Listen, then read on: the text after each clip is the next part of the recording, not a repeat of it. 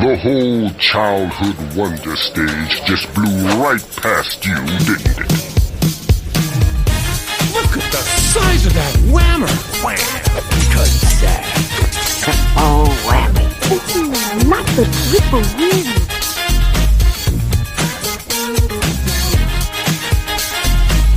Hello, my little chickadees. Welcome once again to Wham! You are the whammers, we are the whammies, and we are going to wham all afternoon. I hope that you're ready. I hope you got your whamming muscles all ready for whamming, because we are going to wham! This is issue 12 of Warhammer Monthly, released in the space year of 1999. I know we talked about it last time, Andy, but 1999 freaks me out. Yeah, as we said, kind of like the last one, we won't go into too much, but obviously, like the ramp of Y2K. Just trying to think what else is kind of. Yeah, the kind of the will the Millennium Dome be finished on time? All that nonsense, and what's everyone doing for the Millennium? Newsflash: if you're in Scotland, it was get drunk, same as every New Year. Yep. Just have to pay. If you're going out, have to pay more money for the privilege. I don't remember what I did New Year's Eve 1999. I must have gone out. I must have done something, but I don't remember anything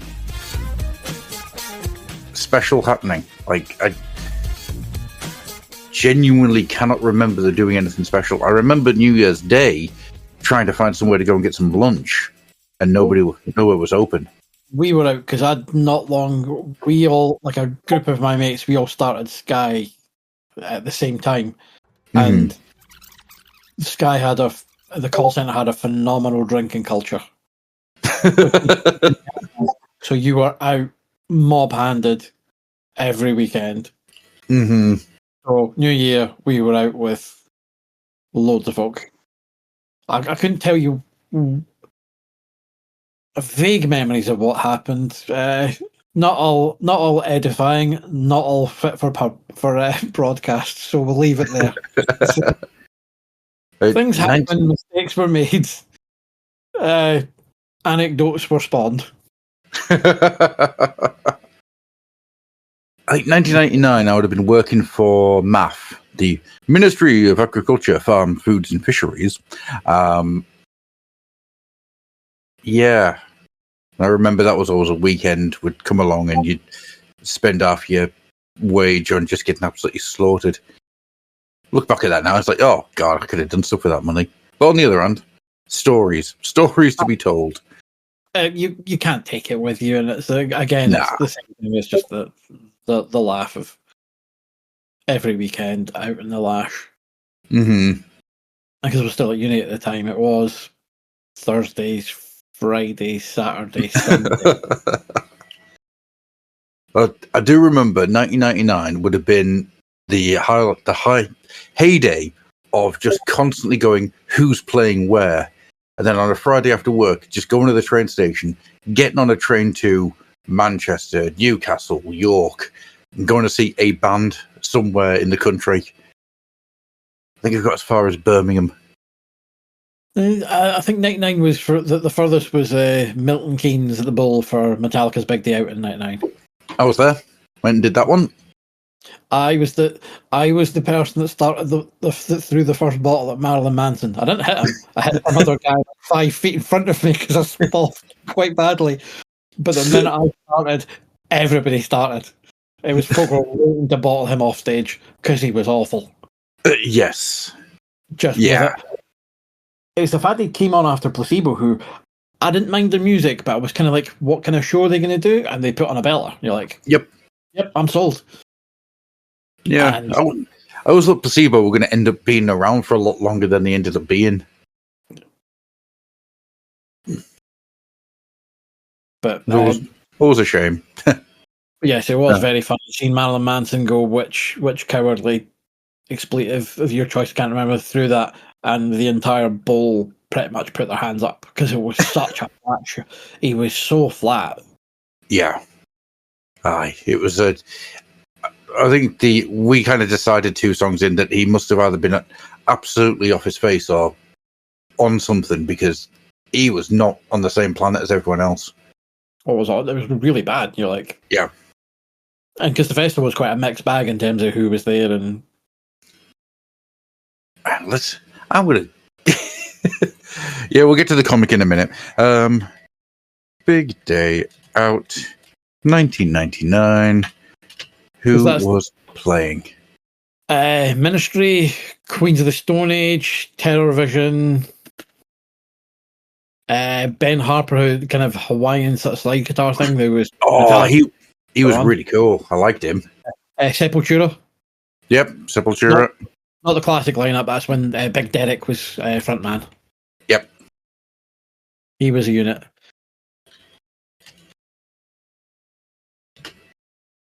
Here we go. Right, set list. I'm intrigued here. I want to see. That's just Metallica. Oh my god, there's photos of Metallica from then. Jesus Christ. That feels... I've just suddenly found myself feeling very, very old.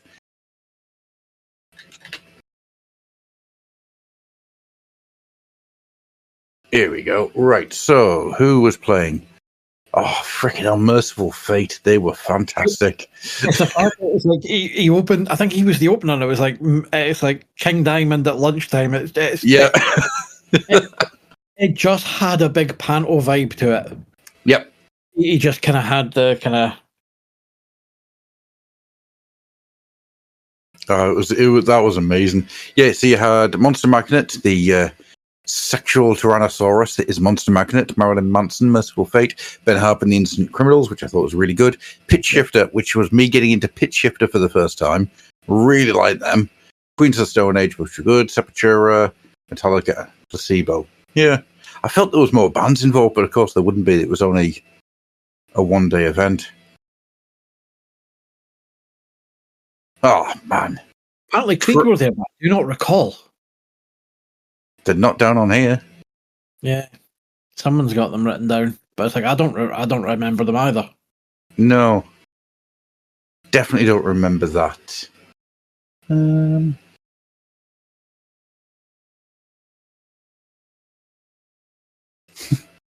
Yeah, sets were good. Yep.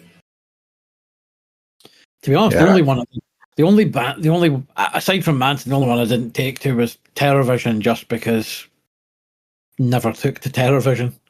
No, I always felt Terror Vision was a poor man's therapy.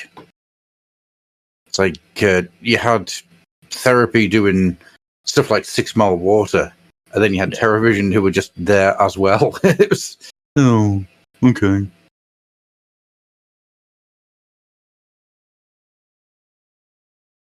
Jesus Christ, I found photos and I am sitting here just like having major flashbacks.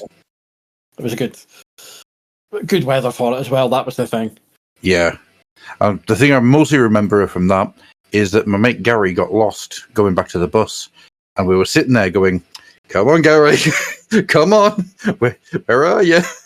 Well, they wouldn't, because we were getting the coaches, they wouldn't let our taxi in to get us there because they basically stopped them getting in, so we couldn't get to the coach point to get back up north. So I ended up with my group of friends that we went down with, and 25 of our friends we'd made that day basically sleeping rough overnight because it was the weekend. This is 99, this is pre-mobile phones. It's the weekend of the British Grand Prix, so there isn't you're not getting anywhere. No. I'd say 1999 without, no proper internet on phones, all this kind of... You're like, what are we doing? So we basically set fires under an underpass, slept rough over it. The coach backup wasn't till basically near enough 10 o'clock at night as well, so we're a full 24 hours, so it was like the next day is like having to wander about the hell that is Milton Keynes. It's not a place you want to be wandering around. And 99 Milton Keynes is on a Sunday. Yeah. Oh no. Great gig though. I also remember going to the Glasgow Tattoo the Planet. And it was really, really good. Well, half of it was good. Half the bands didn't turn up because of 9/11 had just happened. So instead of most of the bands like Pantera and stuff, which, at the time I was a Pantera fan. These days, not so much. So instead of them, you got Raging Speedhorn and Cradle of Filth coming in to fill in some slots.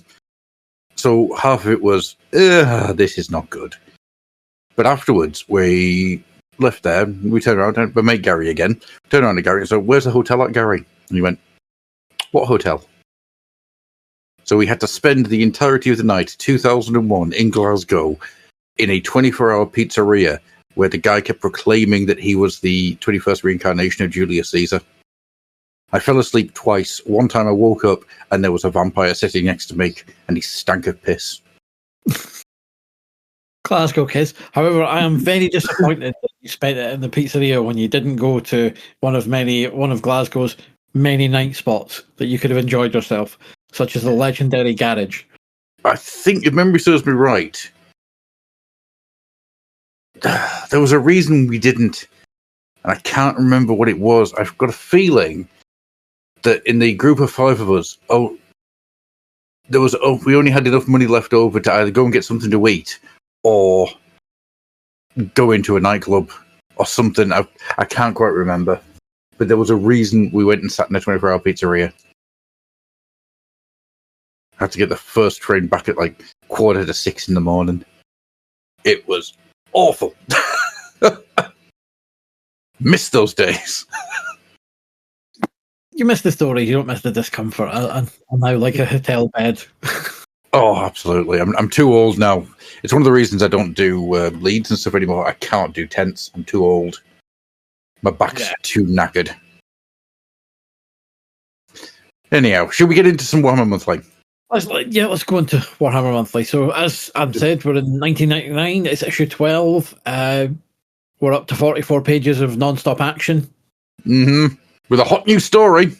Yep. Ravenwing, along with Grudgematch, Inquisitor, and Dwarf Lords. So, we're taking a break from Shadowfast, which suggests potentially some artistic delays.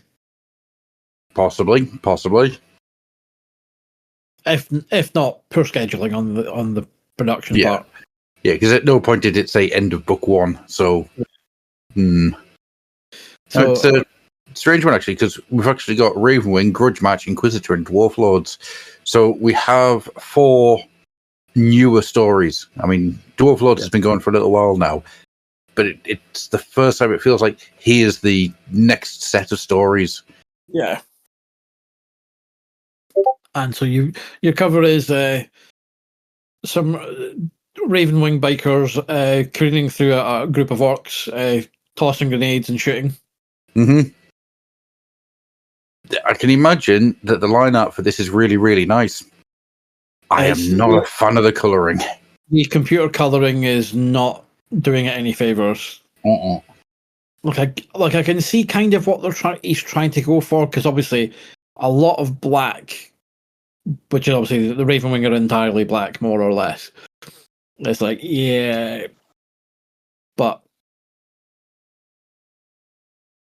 there's a point with computer colouring, and it happens around about the turn of the millennium, where the full knowledge and experience of it isn't there yet. And you can tell computer colouring from a mile off. And it never quite worked for me. And it takes probably another 6 or 7 years before it starts to work for me. I mean, that's unfair. Marvel, when they bought up the Ultraverse just to get hold of the computer colouring, the computer colouring stuff that they were using internally was really, really nice. Have a look at a lot of the late 90s X-Men for just how good that can end up looking. But for covers, there was a thing for a certain type of smudgy airbrush colouring, which I never liked. There was also a thing, as Alan Davis talks about it in his Modern Masters book, where when he's doing work on X-Men around the turn of the millennium, and he bitches about the separation house that they were using for some of the colour. And he said he actually said it was in Ireland. And he basically just says they were dreadful, and they butchered the work. Right. Oh, jeez. But again, it's with everything. It's a tool. How do you use it? And folk chuck stuff at it, and it's like, and you'll learn. But the thing is, it's a reasonably nice image. Mm-hmm. It's just not. I get what they're trying to do, which is the bike's right bearing down on the orcs. Doesn't quite pop. No, it ends up being quite muddy, unfortunately. So everything kind of just merges into each other. Yeah, it's kind of the lights of the bike, the lights on the bike making this sort of sickly green, which I get it's a callback to Dark Angels. Probably the artist is kind of doing it that way, but it's like, no. Mm-hmm. Especially when you've got green orcs and it's also the orcs are in just green fatigues as well. It's like, no, just it's.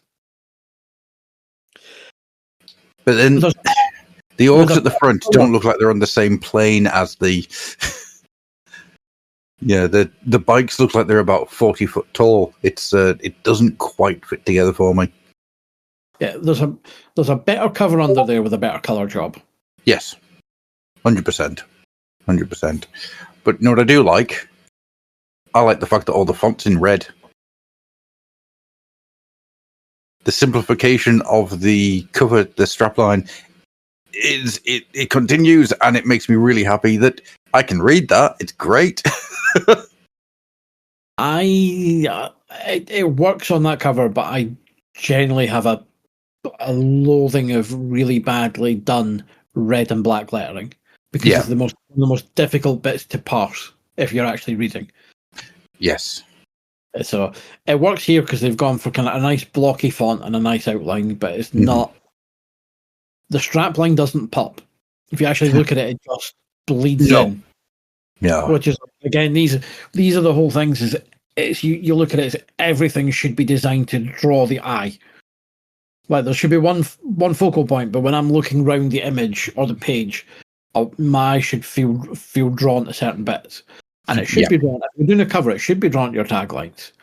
Now, as we said repeatedly, someone going is like having that strap line telling you there's a hot new story at the bottom. Where if I'm got that magazine stacked in a rack or on a shelf, chances are I'm missing most of that. It's like, no, put the copy further up the page. But as we said, we've laboured on that point in previous ones, so I won't go into too huge amount. Let's see, cover as itself, it looks. Let's say it's the colouring lets it down. There's a better.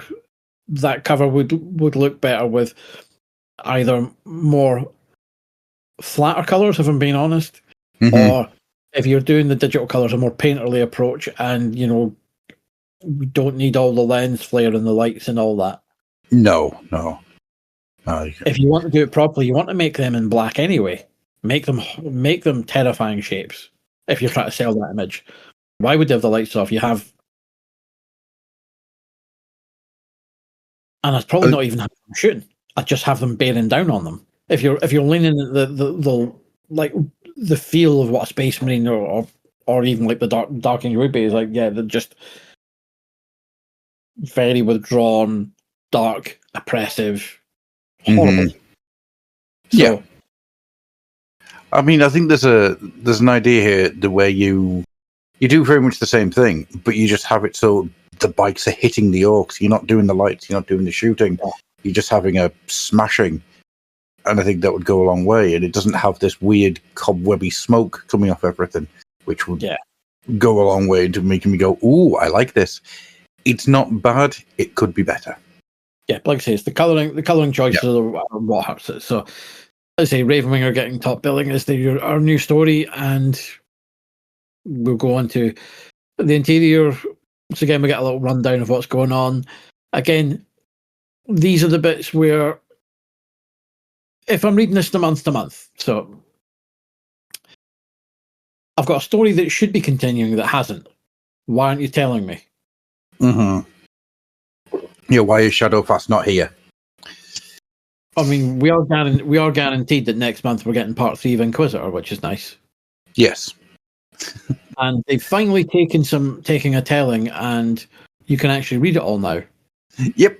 Next month, issue 13 of Warhammer Monthly. Unlucky for some. It's nice, it's simple, and I can read it, and it's lovely. That makes me very happy. Yes. So if you could just move on and address the rest of the sins on this page. Unfortunately, I think we've got at least another 5 issues before those sins start to go away. Yeah. So again, the strapline on the right hand side tells us, obviously, we've got Grudgematch, which tells us that all dwarves love a good scrap, especially if it settles an old grudge. And we find out how dwarves resolve their ancient grudges in this very beardy new strip from Robbie Morrison and Kev Hopgood. So Kev making his return after Darkblade, and Robbie Morrison new to these pages, but familiar if you read 2000 AD, because he's the co-creator of Nikolai Dante. Take a drink. Yep. Yeah. First mention of 2000 AD won't be the last. But, we again, Inquisitors coming up. Ravenwing and Dwarf Lords continues. Yep. Yes, I like how Dwarf Lords is pushed to the back, so you now have a bookmark of Dwarf Story and Dwarf Story. Yes. Let's get to that, shall we? Yeah, let's get into Grudgematch. So, as I'm just going to try and get this to go a little bit further in, because it's difficult to read on the scan. So you start off with one dwarf looking authoritative and serious as there's a knot of hair. You've got the bonds tighter than a Bretonian lady's chastity belt. Take the strain. So we then pull out from this dwarf and you see there's 2 dwarfs tied by their beard. Both of them got their axes ready, looking for a fight. There's a throng of dwarfs around them. Magnus Grimlord and Jarl Hellstrom, you know the rules. Aye, no mercy, to the death. Then let the grudge match begin. And they start twatting each other with their weapons. Yep. And what you get is a exploration of what a grudge is. To dishonor a dwarf is to invite a lifetime of vengeance, a vendetta upon yourself, for a dwarf never forgets. And the Book of Grudges, there's a little bit of history here. The Book of Grudges, some of which are so large they can only be transported by wagon. Yeah. Which is great stuff. And it's just a little story about just 2 dwarves having a grudge, and an exploration about what grudge matches are, what a dwarven grudge is. You get to see what the grudge that they've got is. We started it. You started it. You threw Thorgril Grimlord into a Skaven pit, only because he stripped Harger Hellstrom naked, tied his beard to an ore wagon, and dragged him all the way down Addison Roadway. Well, wouldn't you do that for the woman you loved? He eloped with Olga Grimlord. Olga lost Bucket Grimlord. She kidnapped Harger, told him he loved her long time. He better love her a long time, or she'd eat him alive, although that might have been the same thing. And it continues. It goes further back and further back and further back, until the 2 dwarfs say, well, what the hell are we fighting about? I haven't a clue. I don't know. My father was never quite sure. Neither was mine. Gramps Grimlord was pretty vague too. Why fight is if we don't know why we're fighting. My stronghold is probably stricken because of our war, as is mine. Perhaps it's time to stop the killing. And then the Book of Grudges, it falls, crushing one of the dwarfs. I claim victory for the stronghold of Grimlord. Jarl Hellstrom was on the verge of defeat. Are you blind as well as stupid? Magnus Grimlord was on his knees. That's why he asked for peace. The Hellstrom stronghold is the victor, and a new grudge takes place. By Kurgan's beard, there is no excusing Burlock Grimlord's scandalous claim that the strongest ale brewed by Hellstrom strong hold tastes like Skaven piss, especially not after he downed 17 tankards of it, which is the original grudge. It's light, it's fluffy, but it's full of nice black humor that made me chuckle all the way through. The art's really nice. I actually really enjoyed this. I have a feeling Mr. Turnbull will argue on that one. No, I'm with you 100% on this, but this comes back to what we talked about last issue, which is we're getting our light, fluffy humor stories, consistently. Yes. This is not about the story. This is about the editorial of the book now. This is we're getting these cute little stories with a sting in the tail. Yep. No, guys. This needs to be cycled in and around. This is the third one in the row. Yeah. The story's great, and it's because again you're kind of it's the Games Workshop sort of the Dwarf Book of Grudges, so it's slightly different from the Tolkien stuff. So you're kind of given a bit more flavour of the Dwarfs, which we've kind of talked about at length over the various episodes. Is that dwarfs have been poorly served in any appearance that they've been in. This is like, no, I'm going to take a bit of the lore of GW and just kind of play with it, let you see what it means in the setting. Again, it's absurd and it's funny, and it works in isolation. The art, as I say, is fantastic. As we did with Darkblade, we'd no qualms about Kev Hopgood's contribution to the strip. It was great. It was the story. And here, no qualms about the story. I enjoy it. It's just in isolation. Brilliant. Just what you want. Why are we getting the same thing month after month, guys? This is... Is it moved in because Shadowfast is running late? Potentially, because that's quite often the thing in comics, is if, and particularly for anthologies, that, we need to reshuffle. We've got inventory material already commissioned, get it in. Yeah. But this should be no. If you keep doing this, an anthology can't be the same kind of one-offs. Because if that's your only trick for a one-off, bored. Yeah, and I think there's a lot to be said about how, whilst it's the third one of these blackly humorous Warhammer Fantasy stories in a row, I think there's enough difference here that it's not a major issue for me. However, I say that as somebody who, if this continues and they end up with a fourth month of this, it's starting to get a bit too much for me. I think I've enjoyed the fact that we had the Chaos Warrior one, the Nurgle one, then this one. Each of them, in and of themselves, have been really good, like great fun. But I'm with you on the fact that we're getting a third one that's a light, fluffy, silly, sting in the tail story, where we really need to be doing something a bit. The anvil needs to be getting hit harder, because. If you're looking at it in context of, this is a quarter of your year's story, your one-off. It's the same kind of path you're treading. The whole point about doing an anthology format is you should be throwing as much against the wall to see what sticks. Mm-hmm. And those might be popular, but the whole point is, and your readers might respond well to them, but you don't give the readers what they want, because they don't know what they want. True. You've got a chance here to experiment. You've got every month 44 pages in order to experiment in. Some stuff is going to work, some stuff isn't going to work. But that doesn't mean you shouldn't be trying out new things. This one, I think, out of the 3 one-off fantasy stories that we've had, this one might actually be my favorite. Which is saying a lot, because I really like the Nurgle one from the last issue, and I really like the Chaos Warrior one from the issue before. But this one, because it's dwarfs and it's the ridiculousness of the grudges, it calls to me. Personal opinion really just goes hell for leather when it comes to dwarf and grudges. There are things you can be doing. Oh yeah, the first Chaos one is mine, because it distills perfectly the essence of chaos. Yes, yeah.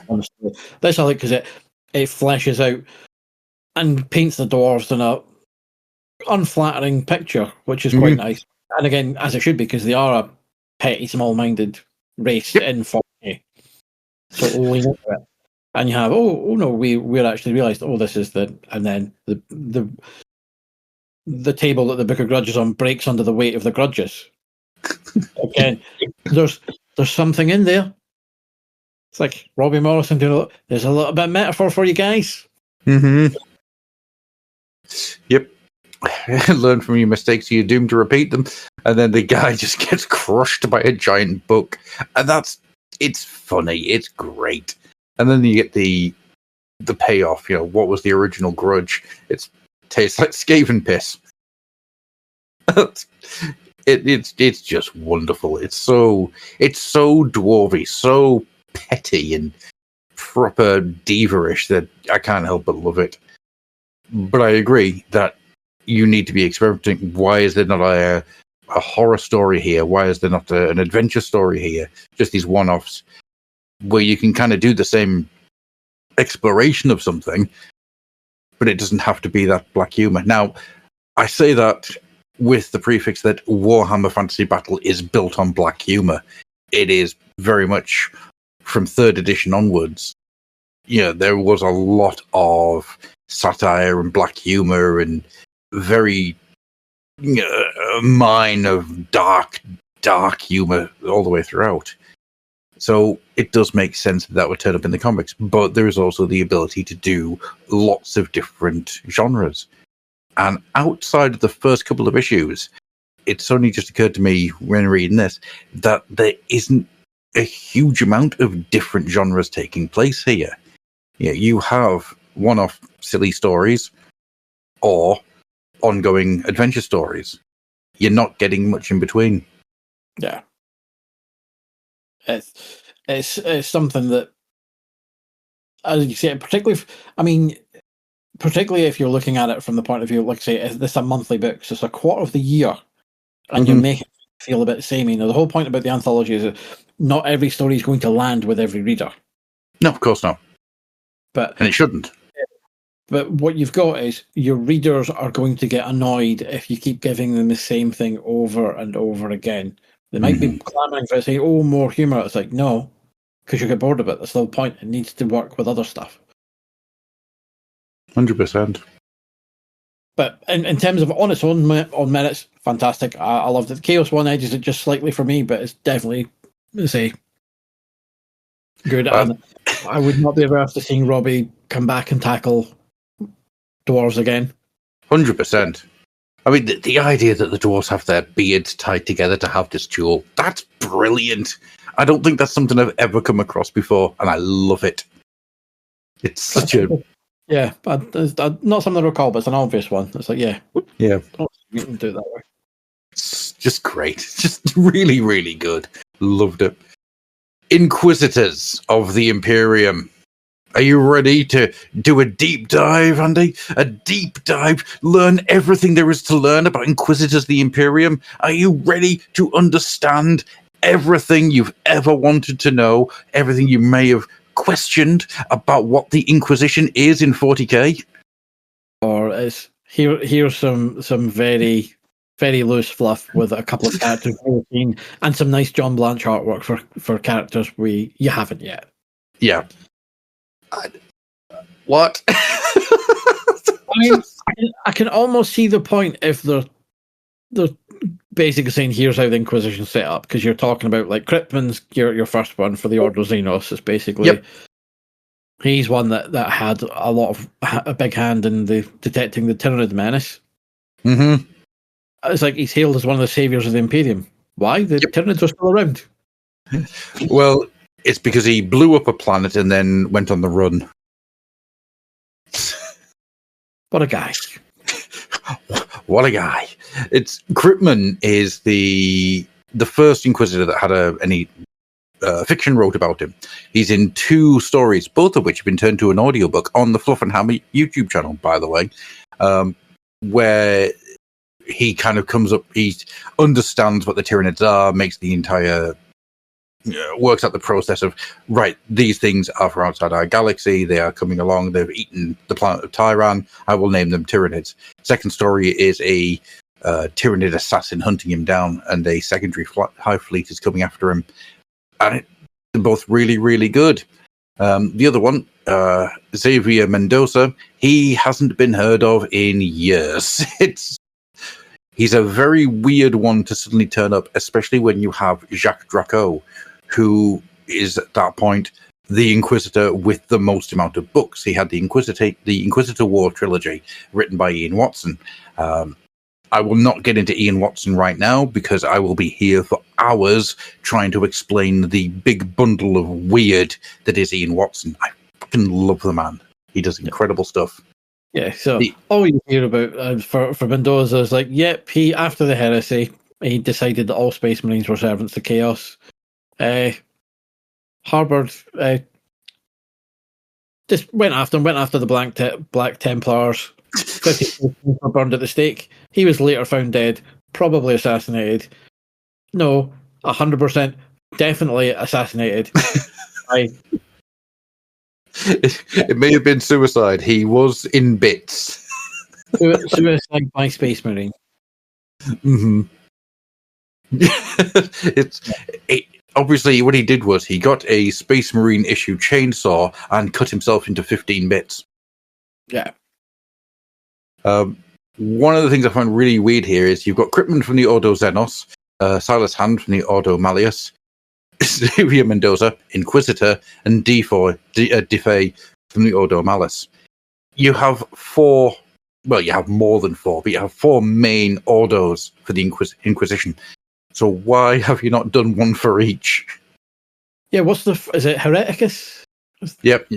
I mean, you've got Hereticus, Malus, Xenos. What's the other one? And you've got Ordo Kronos, which is the reason you don't have time travel in 40k, because the Ordo Kronos stop it from happening.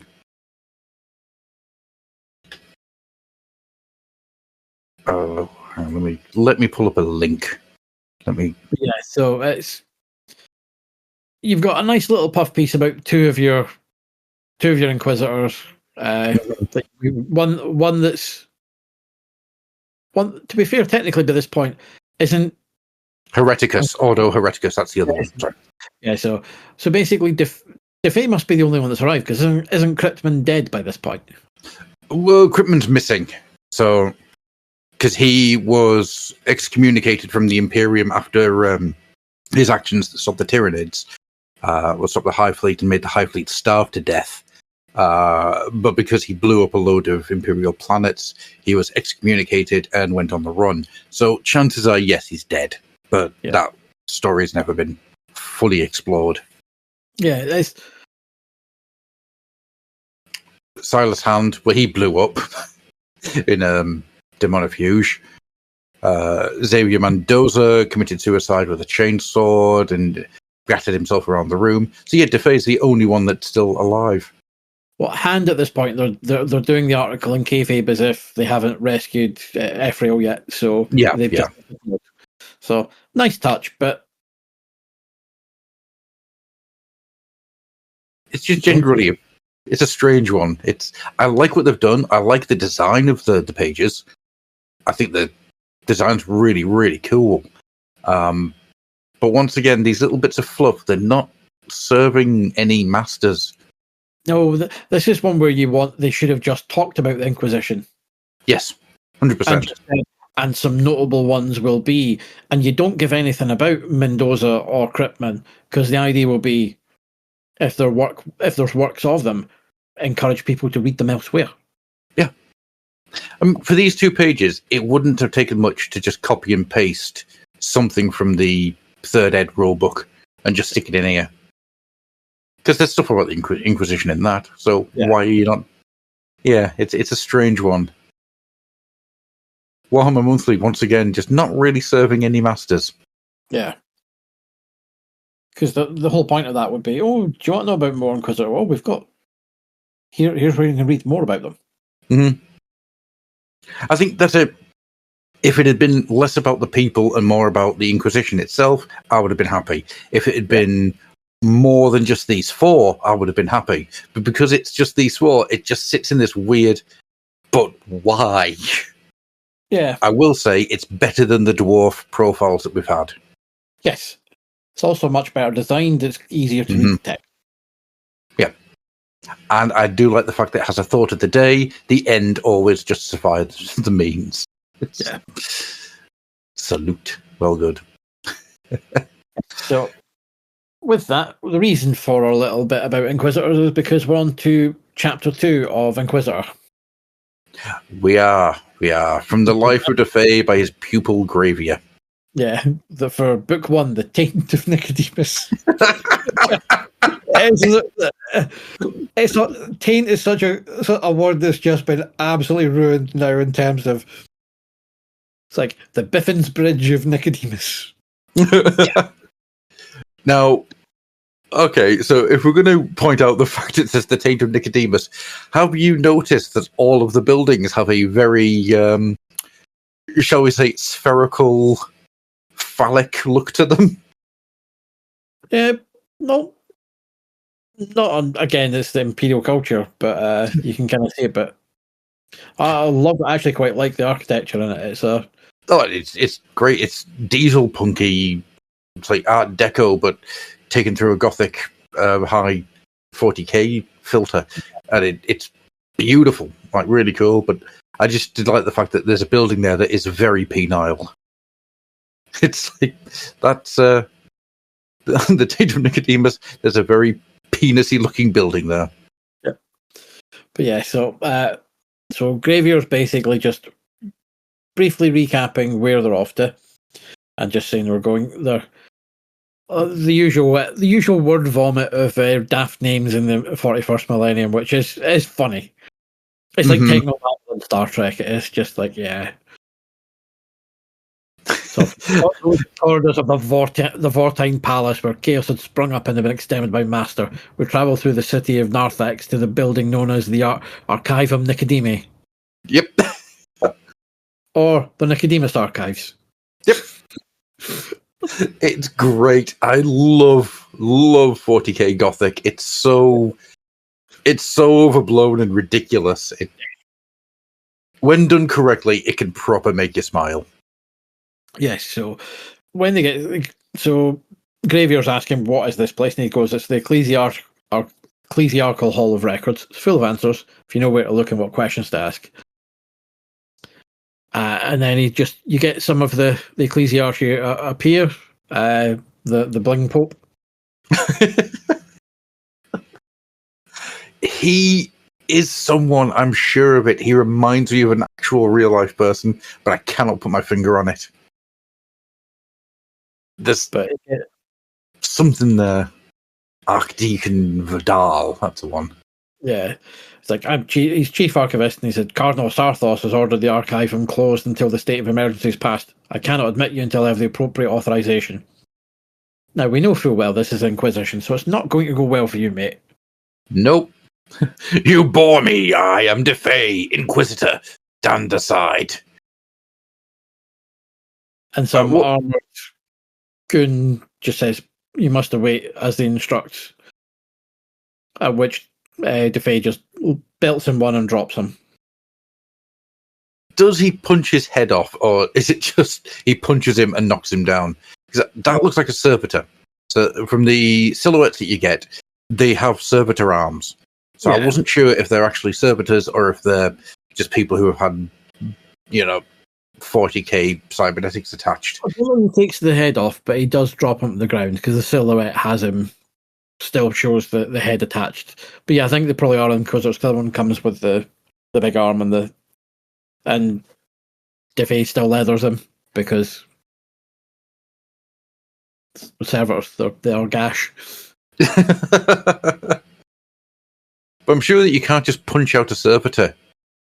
I think you can. I mean, what's your standard Inquisitor loadout in 40k at this point? Yeah, but this guy is not wandering around with standard Inquisitor loadout. Look at him. You can't even... Well, that's the thing is, we don't know what loadout he's got. And also, we don't know what... Third edition's already happened now. Yes, yeah. So, probably can't even play him yet. He's probably not table legal yet. Nope. Which is a shame because I would pay 50 points to have knuckles with the the Imperial Eagle on each knuckle, because that glove is amazing. Yeah, once again, I'm getting a real martial law feel from this. I could not tell you why, because it looks nothing like martial law, but there's something about martial law to it. I think it's the full face mask with the eyes and the shape of the mouth, but not quite a full mouth. It's an interesting. Yeah. Martial law just has the eye holes and that's it. Mm-hmm. But yeah, Possibly. even in 40k, it's like when you had the option, is that you could field some servitors into battle with your tech marine. That was like, why would I waste the points?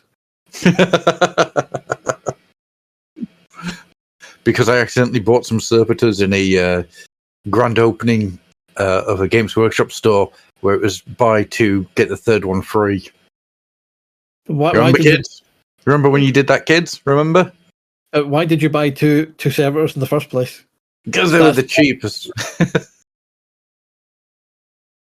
Because they were dirt cheap and I got them for free. There's a reason they were that cheap. The only reason I ever bought servitors. Yeah. So DeFay makes short work of the servitors and then just goes, consider that my authorization. As I said, I'm Inquisitor DeFay. I know your name, Dal, and how you sought to detain me. I'll have questions for you later, for you and every member of your family. Pray you have nothing to hide.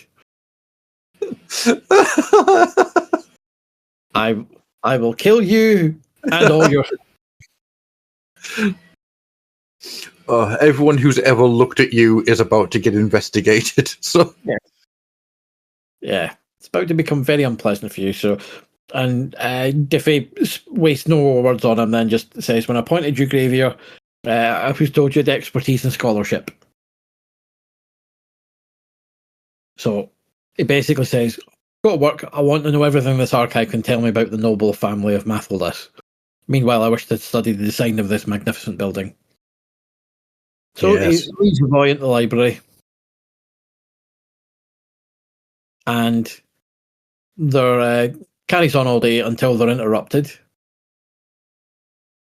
by the Cardinal, who is exactly the sort of camp and preening feet character you expected him to be. I love the fact that they managed to give him not only the shit-eating mustache, but also the tightest trousers I've ever seen in 40k. Yes, he is very much liking the spandex into the 41st Millennium. Mm-hmm. But still managing to have the ornate robe and MacGuffins attached to him. Yep. He's brilliant. Oh, it actually says here, and that you ruined 2 servitors of the watch. So there we go. They are servitors. Yep. But oh no, I like Sarthos. That design is amazing. He's so... Look at his fucking boots. Just... Oh! Everything about him screams insufferable prick. Oh, it's perfect. It's actually perfect. And at that point, DeFay basically goes, "I've anticipated this meeting. Your ministry should have protected this world from chaos, yet here I am, called in from afar to clean up in the filth that was bred in these waterlogged streets. I have questions for you too." Oh, you would inquire of a Cardinal DeFay? How bold! Really, are we not both high-ranking servants of the Emperor, yoked to a common purpose? I see nothing here to laugh at, except your dereliction of duty. I understand that we're not even here, that you were not even here when the event occurred. You misjudge me, Brother DeFay. I was away attending taint trials on Brackus as a prosecutor when I heard what had befallen my poor Nicodemus. I broke when I read that. I was dying. Like I'll say, it's one of these things that the word taint has been forever ruined. Yep. In terms of for dramatic purposes, you just can't. It's like, oh, I smell the taint of... It's like, do you? Why? They're not washed. This has all the hall. This has all the hallmarks of the taint of chaos, as can be seen in my extensive hard drive collection of pictures of the taints of chaos. Oh. I now want to do a 40k themed porn book just called The Taints of Chaos. Oh, I mean, I must have stared at the wall last night, just imagining what the taint trials would be, and it proper cracked me up. Just the idea of this guy just like lifting and staring. Clearly, there's a taste test. Like the Taint of Chaos. I know this taste. It's the taint of chaos. Oh, Yeah. genuinely, it's. I feel kind of bad because there's a lot here in this story that I really like, but honestly, attending taint trials on Brockus broke me. Yeah. Right. Oh, What I also love about how the scene's portrayed is he's smug and condescending and sort of a grin, but also there's kind of a languid quality to him. yes. Which when you look, especially when he's on the page with DeFay, who is kind of he's kind of doing the big buff hero pose type thing, not being showy, but there's a he's emanating force and hatred. Where there's just such a languid kind of you're clearly doesn't think DeFay's really a threat, or more accurately, he thinks he's a threat he can deal with. He recognizes the threat, which is why he doesn't say it, but in his own words, it's like it pained my soul when I heard what had happened. But when I learned that an Inquisitor of your stature had been sent to deal with it, I breathed a sigh. I trust now that I'm here, we can work together. It's clear. It's like I want to be here to see what you're doing, because the thing is he part of chaos? Probably not. There's probably something else going on. Yeah. And I mean, it would be too easy if he ends up being a Slaneshi cultist or something like that. I think that's too simple. I love the idea that this guy is just so in love with himself and his position that he cannot register that an Inquisitor would be something to be worried about. Yeah. Well, I think he knows that it's more that he is worried, but he's still confident he can deal with him. Yeah. That's it. It's a mishap rather than, something to shit your pants over. Yeah. Where's it? Please, DeFay. The Methodist dynasty have been loyal servants of our glorious emperor for generations. I was advised of your presence as I came planetside. It seems to me the poor Hugo was just an anomaly. Is that what you think? It happens, does it not? Even the most stable bloodline can produce an aberration, a psyker. Even the black ships miss a tragedy, but one now contained and encompassed. And it gets across this idea that, there's something going on, and it'll be dealt with, but it's nothing major. My position, my life isn't going to be overly affected by that. And solid work. It's also a nice little bit of 40k lore just in there offhand, the black ships. Yeah, 100%. Yeah. This is what we kind of talked about, I think, in as a generalism, I think it's been probably true over the course of the book, is any of the 40k stories, when they've just given a little flavour of lore, have done it more effectively than most, if not all, Warhammer Fantasy themed stories. Oh yeah, 100%. 100%. It's like it's a psyker that the black ships missed. It's like, okay, so psykers are meant to go on the black ships. To what? Yeah. Doesn't give you a psyker that the black ships would have taken towards the Emperor to be swallowed up to keep him going. They're not telling you that. You need to go and find that out yourself. Yeah. Which is how these things should be. It's giving you a little bit of information that you hopefully will then go off and look into a 40k rulebook and learn this stuff yourself. It's smartly done. Very, very smartly done. Yeah.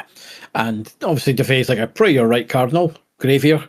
It's like, I've transcribed it all from the archives, Master, the entire lineage of the Methodist family, every blood link. And which he hands over, is like, then let us do our duty and ask questions of them all.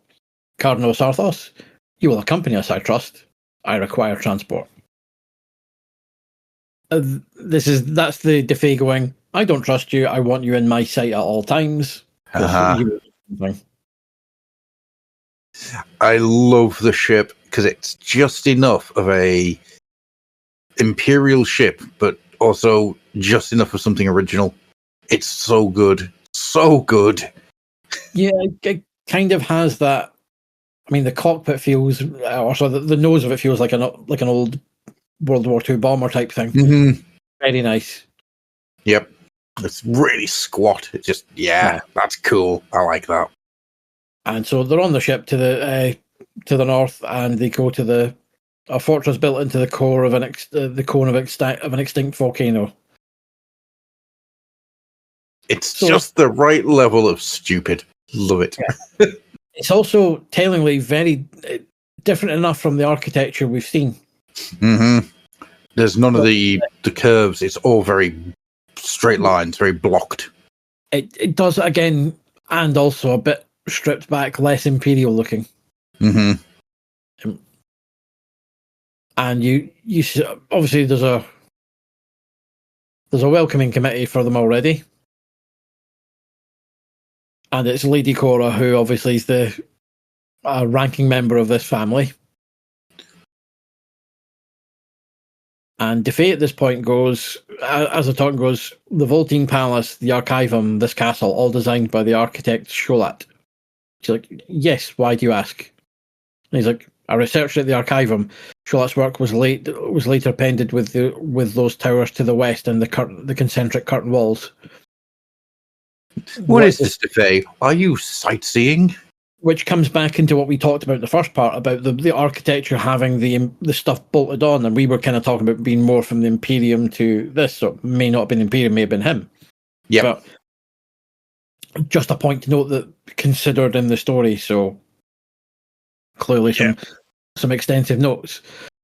And as they're striding along, he's like, it's carefully disguised, but the later work conceals an entire story to the East Wing. Why such concealment, Lady Cora? It's like, wait, please, Lord DeFay. And Graeber's like, Master. I was like, at this point, this is an outrage, DeFay. You can't just. So he clearly knows what's going on. Mm-hmm. Like, here, where does this go? There should be no room beyond it. No, in the name of all that is holy, he mustn't go in there. How did you know? I know where to look and what questions to ask, Gravier. Now, fetch my sword.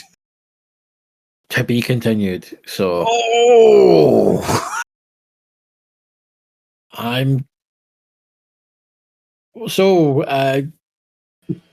Before we go into the actual story itself, predictions for what it is next issue.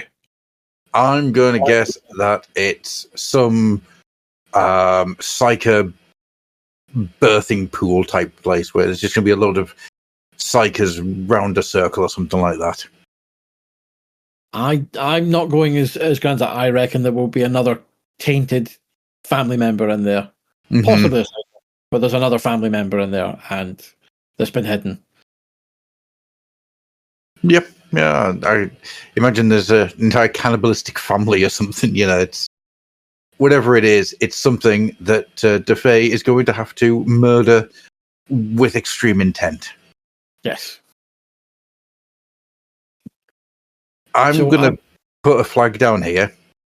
Right now, after 2 issues, Inquisitor may be my favorite 40k story so far. I'm really getting into it, and that is saying something when you have Titan and you've got Demonifuge. But the mix of this really kinetic artwork and like a load of beautiful considered concepts being done in every panel with a solid ear for dialogue, and then everything moves along at a real nice clip. I'm really into Inquisitor, and I like really into it, and I didn't think this would be something that was going to grab me as much as it has. I think we now know who the main character is. It's DeFay. Yes. Which is good. I'm glad they fixed that very quickly. Mm-hmm. Because while it's effectively a two-hander when you've got DeFay and Gravier involved, it's like one of them needs to take the lead on that. Yeah. If he's learning about being Inquisitor, he'll learn it, so we'll learn about DeFay as we go. No, I love Simon Colby's art. It's great. Also, I love the ink washes, particularly in the first page when it's when they're on the water. Yes.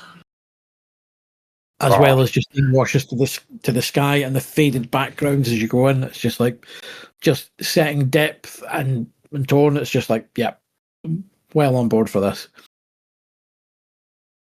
Yeah, it's clearly ink washes on there in the backgrounds. It's reminds me of a more monochrome version of when Carlos Esquerra was doing Necropolis back in 2000 AD, which is a high benchmark and it's glorious.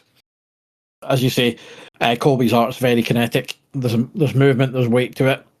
Yep. Fight scenes are well choreographed. But it's something as simple as the designs. The amount of thought that has gone into the designs in getting both the characters, the architecture, and the backgrounds. It's the designs of the page. If you look at the page where he he punches the chin out of the servitor who falls down and shoots the other one in the face. It's everything is taking your eye to follow the page to go down.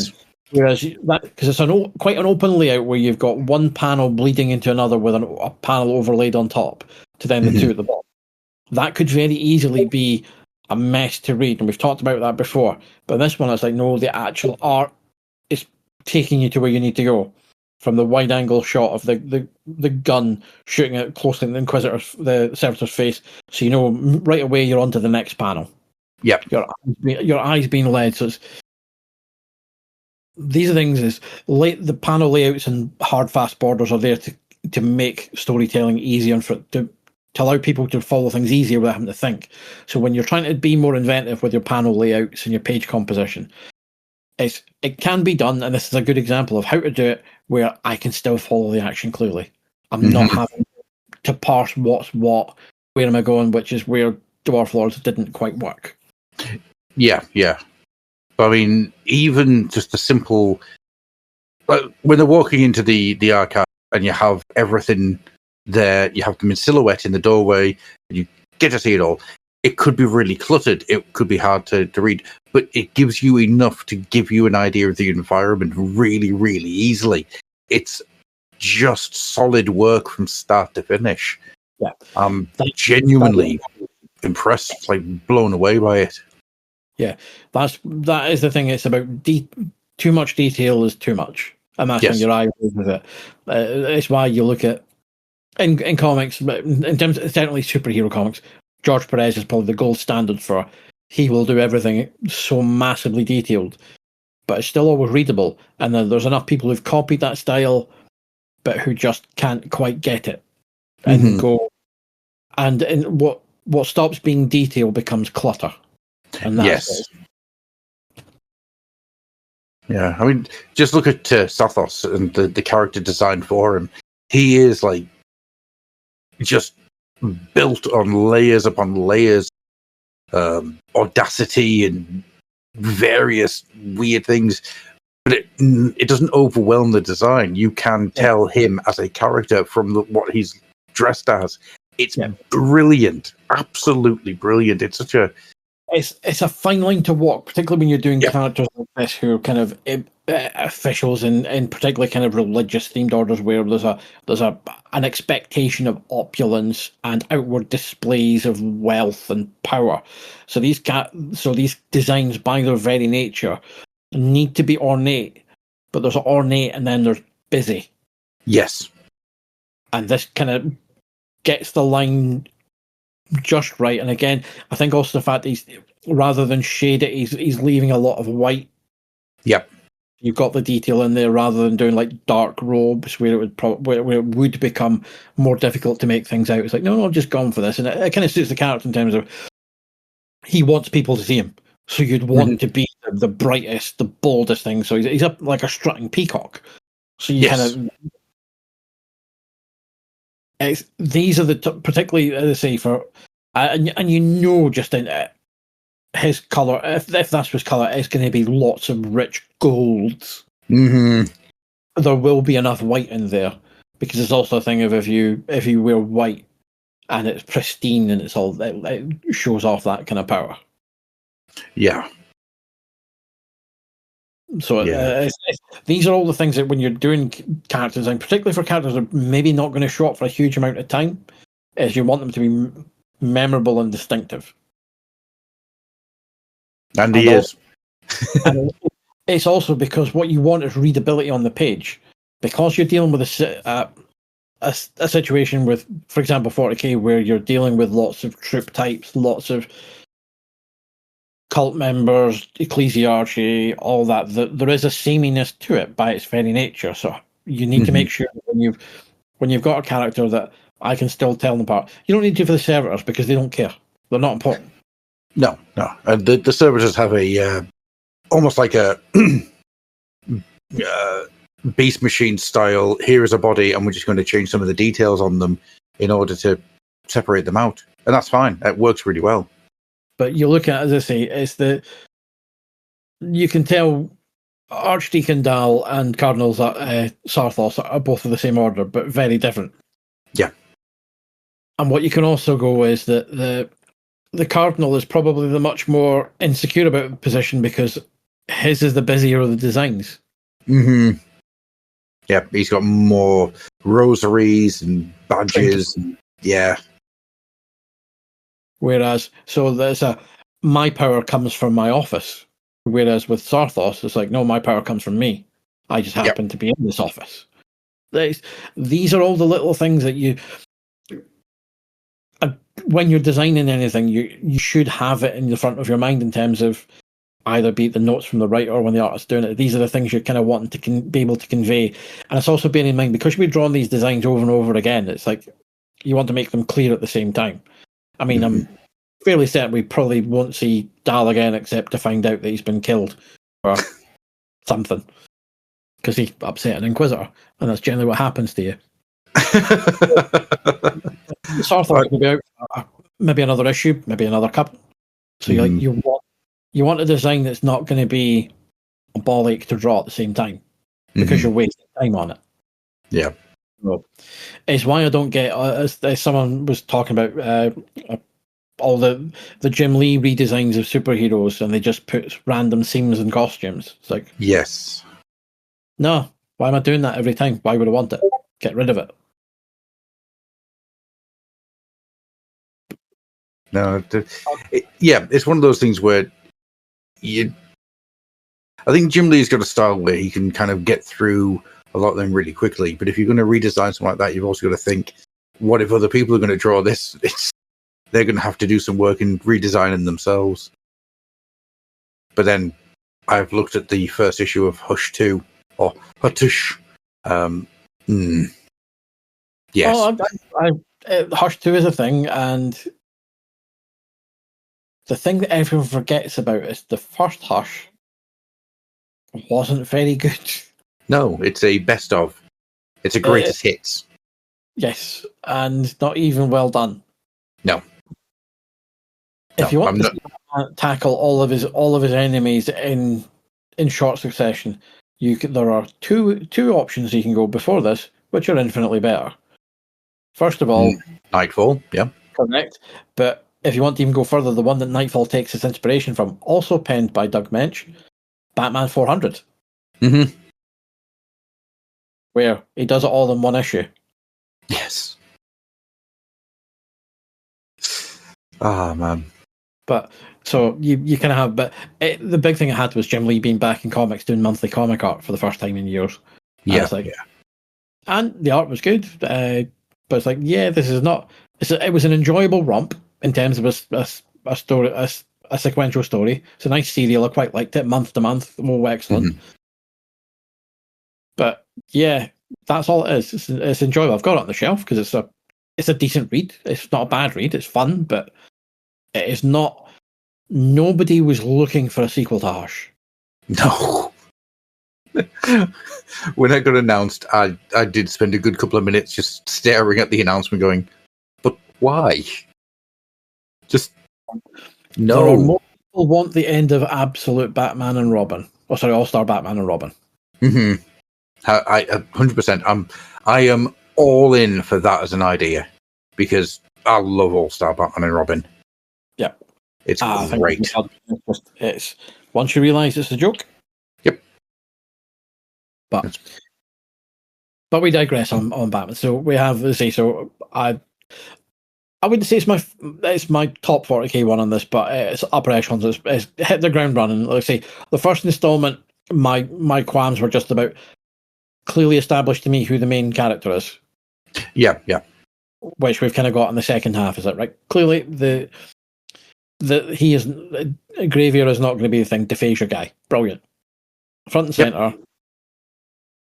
Which I kind of thought he was the way he was being presented for it, but it's just there's a bit more of Gravier in it. So now he's effectively going to be your awkward exposition guy for the next however many parts. And that's fine. It's a nice way of doing it. He is the companion to DeFay's Doctor Who. Yes, that's a good way of putting it, actually.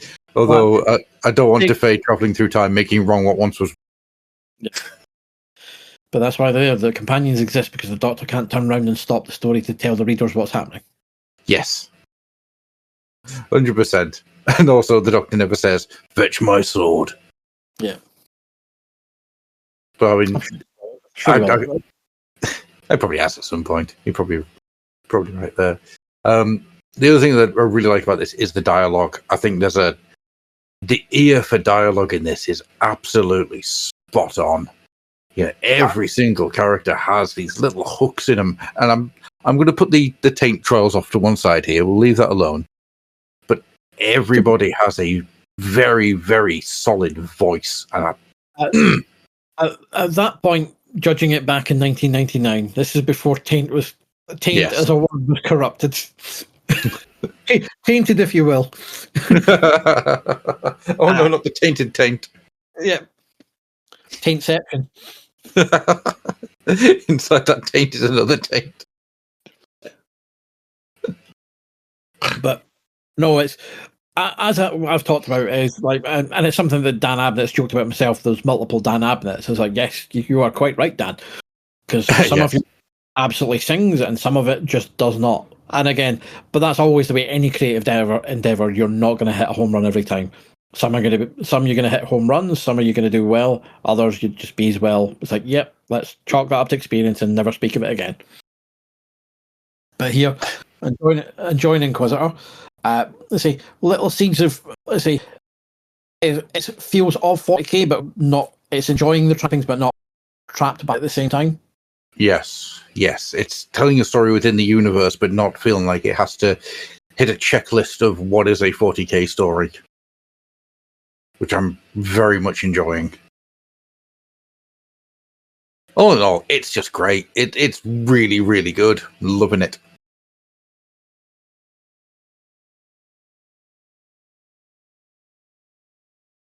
Oh no. Yeah, and just get yeah.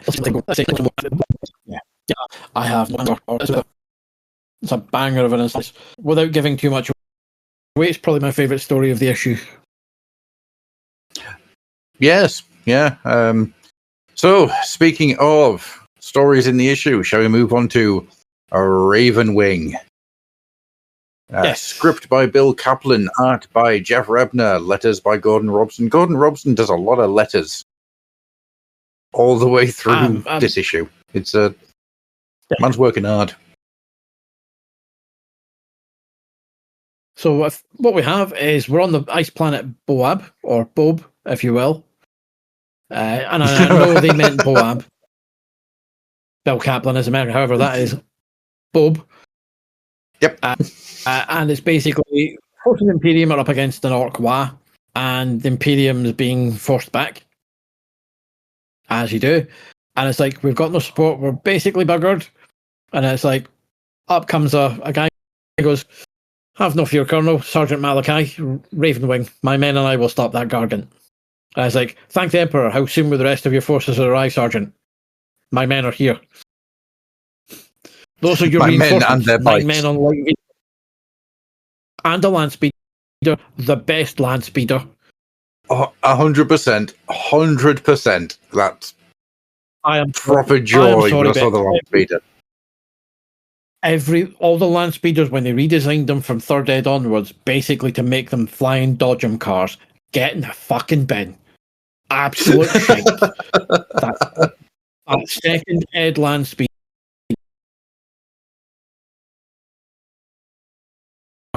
is best.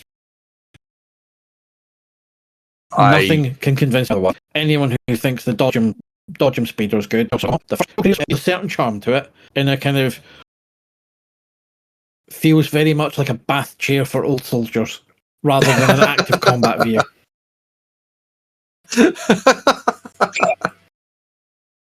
No, funnily, I say I've always thought it looks like one of the chairlifts that you get in hospitals. Yeah. Oh, it just feels like a bath chair for I know it was like, I say, Clarence, shall we tour the war zones again? Yes. So, but anyway, so we have some Ravenwing attack bikes and the best land speeder. Feel free to comment on this, but if your comment is anything other than, yes, you are quite right, the second ed land speeder is a banger, we will delete them. Hashtag second ed land speeder. Honestly, though, it is the best. Oh, it's a brilliant, always a brilliant design. But it's like, it's like anyone who looks like it goes, that look, the third ed when it came was like, that's a Dodgem. With the wee roof, and it just looks like that's a Dodgem car. Well, the best thing I ever saw about that land speeder was when somebody stuck Land Raider tracks on the side of it. And what you ended up was this amazing looking, like, open hatch tank. It looked brilliant. And that's the best I've ever seen for the later land speeder. Yep, no, I can get behind that. So, your Imperial commanding officer is just like, excuse me for doubting you, but if 1,200 brave Mordians can't repel this Orc horde, what hope can 9 men, even 9 Space Marines have? I'll be back at dusk with news of victory. Impossible. You doubt my word, Colonel? Then I propose a wager. Should I return by nightfall victorious, then you'll serve the rest of this battle in the trenches rather than back here in your plush command tent. Perhaps a few days in the mud will teach you respect for the Ravenwing. He's like, I accept your wager, Sergeant, and I'll display my respect for your Ravenwing at your funeral. Then it's a bet. I'm gonna go on a rant here, a tangent. It's not very Ravenwingy, is it? No. But you've got an Imperial Guardsman talking to a Space Marine. And there's a real lack of... Yeah, there's a real lack of fear and respect taking place here. It's also the I don't mind that, because you can kind of get that if you're Billy Big Box, but there's also a thing of lack of scale here. It's like, yes, you're a human. He is not. He is post-human. He should be a good 1.5 feet taller than you. Yes, we don't get that sense of scale between the two. It's like, no, he should be absolutely overpowering you.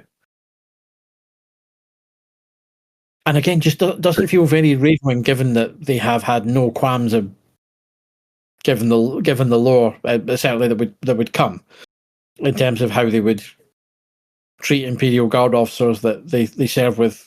The minute there was a hint of the fall nearby, they just wiped them all out. Yeah, But I wouldn't mind so much if there had been any other chapter. I think if there'd been White Scars or something like that, it wouldn't bother me as much. But for some reason, just it really sits weirdly with me. It's like I get the whole thing of you're showing up to do this, and you could still kind of have that without all of this thing. Because if I was doing it, I'd do it the other way around. And the Imperials are like, we're ready to commit this big force, we'll do it, and they're doing it. They won't say, but clearly there might be a fallen nearby. We're running roughshod, and you can still have the lack of respect, but do it the other way. Yeah. And you could still have the story as is, but this isn't. That would be you've got till nightfall. If not, my troops go in the morning, or what have you. You can still have your cake and eat it and show off the rain, but that didn't feel very, very Ravenwing. Yeah. No, it just feels odd. It's what it feels like is somebody using what Rogue Trader Space Marines were, rather than, we're into third now, but your second and third ed Space Marines, where that transhumanism is really being pushed now to the nth limit. It's Yeah, the Space Marines of Rogue Trader, whilst they were transhuman, they were also just guys. They were just Space Marines who were people. They had their own name. Had their Yep. own names. Yes. But once you get into second and third ed, Space Marines are not human at all. There's very little connection to them being human other than as a base genus. That's literally it. Their entire mentality isn't human. They are Adeptes Astartes. So it feels really weird. It feels old. Yeah, it doesn't fit with 40k as it is in third ed. It fits with Final Liberation. The game Final Liberation does that Space Marine Imperial Guardsman conversation a load better, and that was in a terrible FMV. Yeah, it's just odd to me that this one has this odd lack of respect and making a wager, and it doesn't work. It really didn't work. It took me out the story, which is a shame because there is stuff here to enjoy. So the Ravenwing just head over the hill, start barreling down on the orcs. A Ravenwing attack. Space Marines! Kill them! And they're just looking at, right now, their objective is the orc Gargant. As well it should be. I do have to say as well, we didn't mention it, but how good does that Gargant look? Yes. We'll come on to the art as it is, but Jeff Rebel has a nice cartoony touch, which actually lends itself well to the orcs. Oh, yeah. His orcs are way above his humans. And that's not to say his humans are bad, they're not. But his orcs are just so good. It's a difficult thing to get right. Getting orcs right. Because the whole point is they should look threatening, but at the same time there should be a hint of comedy to them. So it's kind of it's a juggling act that not every artist is capable of. No, and there's a multitude of different ways of drawing orcs, and I think he finds a really nice way of taking the miniature and putting it onto the page. No, I quite agree. So basically, he sees there's an attack wagon bearing down on them, so it's just like all these are distractions. It's the Gargant gives command for evasive action as the buggy's going. It's like playing chicken, is it? Good grind, you little bite to paste. And he just pops a wheelie and just headshots him. Yeah, and lands the bike on the driver. That's the good stuff. That's the good stuff right there. However, what I will say, the best detail of that is as he goes past, he's like, crew's dead, but the buggy's still in motion. Ignatius, Zephyr, keep an eye out for it. Kaplan's played the game because he's remembered that's still a hazard on the table because it'll go. It's like that's table authentic. It's one of those things where we really should be making a list of every time that the rules make an appearance in the comic, because that's good. That's real fun. Yep, and they've taken out the buggy because they've just basically taken the rollers out with a multi-melter. It's like, and the land speeder bears down on the other battle wagon and leathers it with, I'm assuming, the assault cannon, because I don't think a heavy bullet was going to do enough for that. No. Have you noticed what the battle wagon is? It's a scrapped Predator. So they've obviously nicked it and turned it into a battle wagon because the turret is an old-fashioned Predator's turret. Oh, nice. Smart, isn't it? Yeah. Oh, I did not notice that. So, well done, Messrs. Kaplan and Rebner for that. And do you know why I started looking at it in more detail? And this is going to date me a bit. When the turret turns around, I just imagine that bit from Transformers 86, where Autobot cities start to transform when you get the tank that isn't Slammer.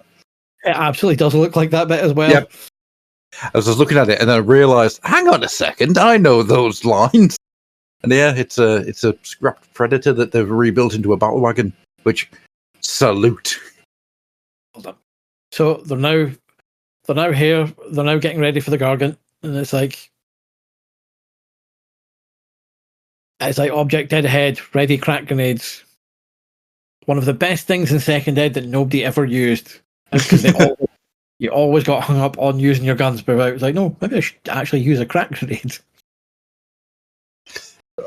I'm glad it's a crack grenade, not a vortex grenade, because oh god. We generally did the gentleman's agreement that you're not playing with vortex grenades. Take it out of the deck. Yep, 100%. Because those things were insanely. They were just too much, way too much. Yeah. Famously for it. Almost like the Heart of Woe in Warhammer. I always insisted on taking that because I had a Chaos Dwarf army, so my Hobgoblin Wolf Rider captain always had the Heart of Woe. Absolutely. Because it's like, yep, I've killed them. Yep, he's now about to kill at least 5 of your guys in your front line if my dice rolls go well. Try testing that now, asshole. I always remember the joy that was Van Hell's Dance Macabre when you had the Von Carstein ring and you just had skeletons move, resurrect skeletons move again, and oh my god, there's just so many skeletons coming at me now. I always liked it when people used it as like when in the lore properly, like things like that. Like my mate would take it and he would play like Imperials or Bretonians, like, oh, my guy's got a Heart of Woe. It's like, does he? Does he? He just wanted to win all the time. You're like, no, play the lore. It's funnier. You wouldn't have that. Absolutely. But we digress. So we're back to say they're bearing down on the Gargant, and one of the Ravenwing's jink roll fails, and he collides with the Gargant's force shield. Legs broken. Can't scrunch. Did you get Austin Powers vibes there? Yes, absolutely did. No. Like I can't come. My legs are broken. I can't. Certain things have ruined certain things now, and then it's like. Well, it's the fact there's fire all around him as well, so you can have the entire. I appear to be very badly burnt. It's like. So he kind of says his name, Balthazar's like, you'll be avenged, battle brother, and your death was not in vain. It's shown us how to defeat the monster. Ravenwing, follow me. It's like one of them says, to hell and back, brother.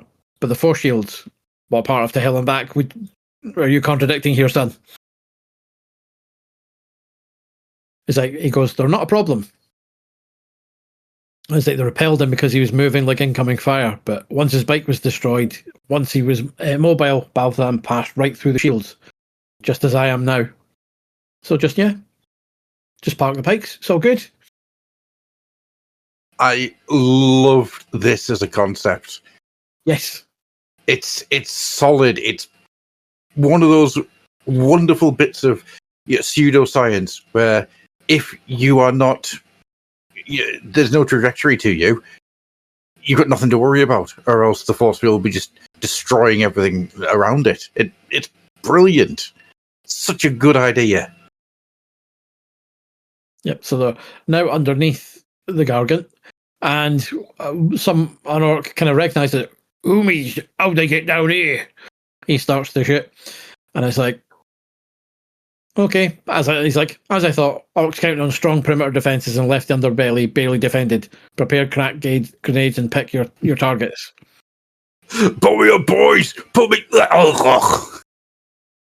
And grenades are thrown. Lots of orcs just look very confused. Hey, look, boss. What? Grenades? No!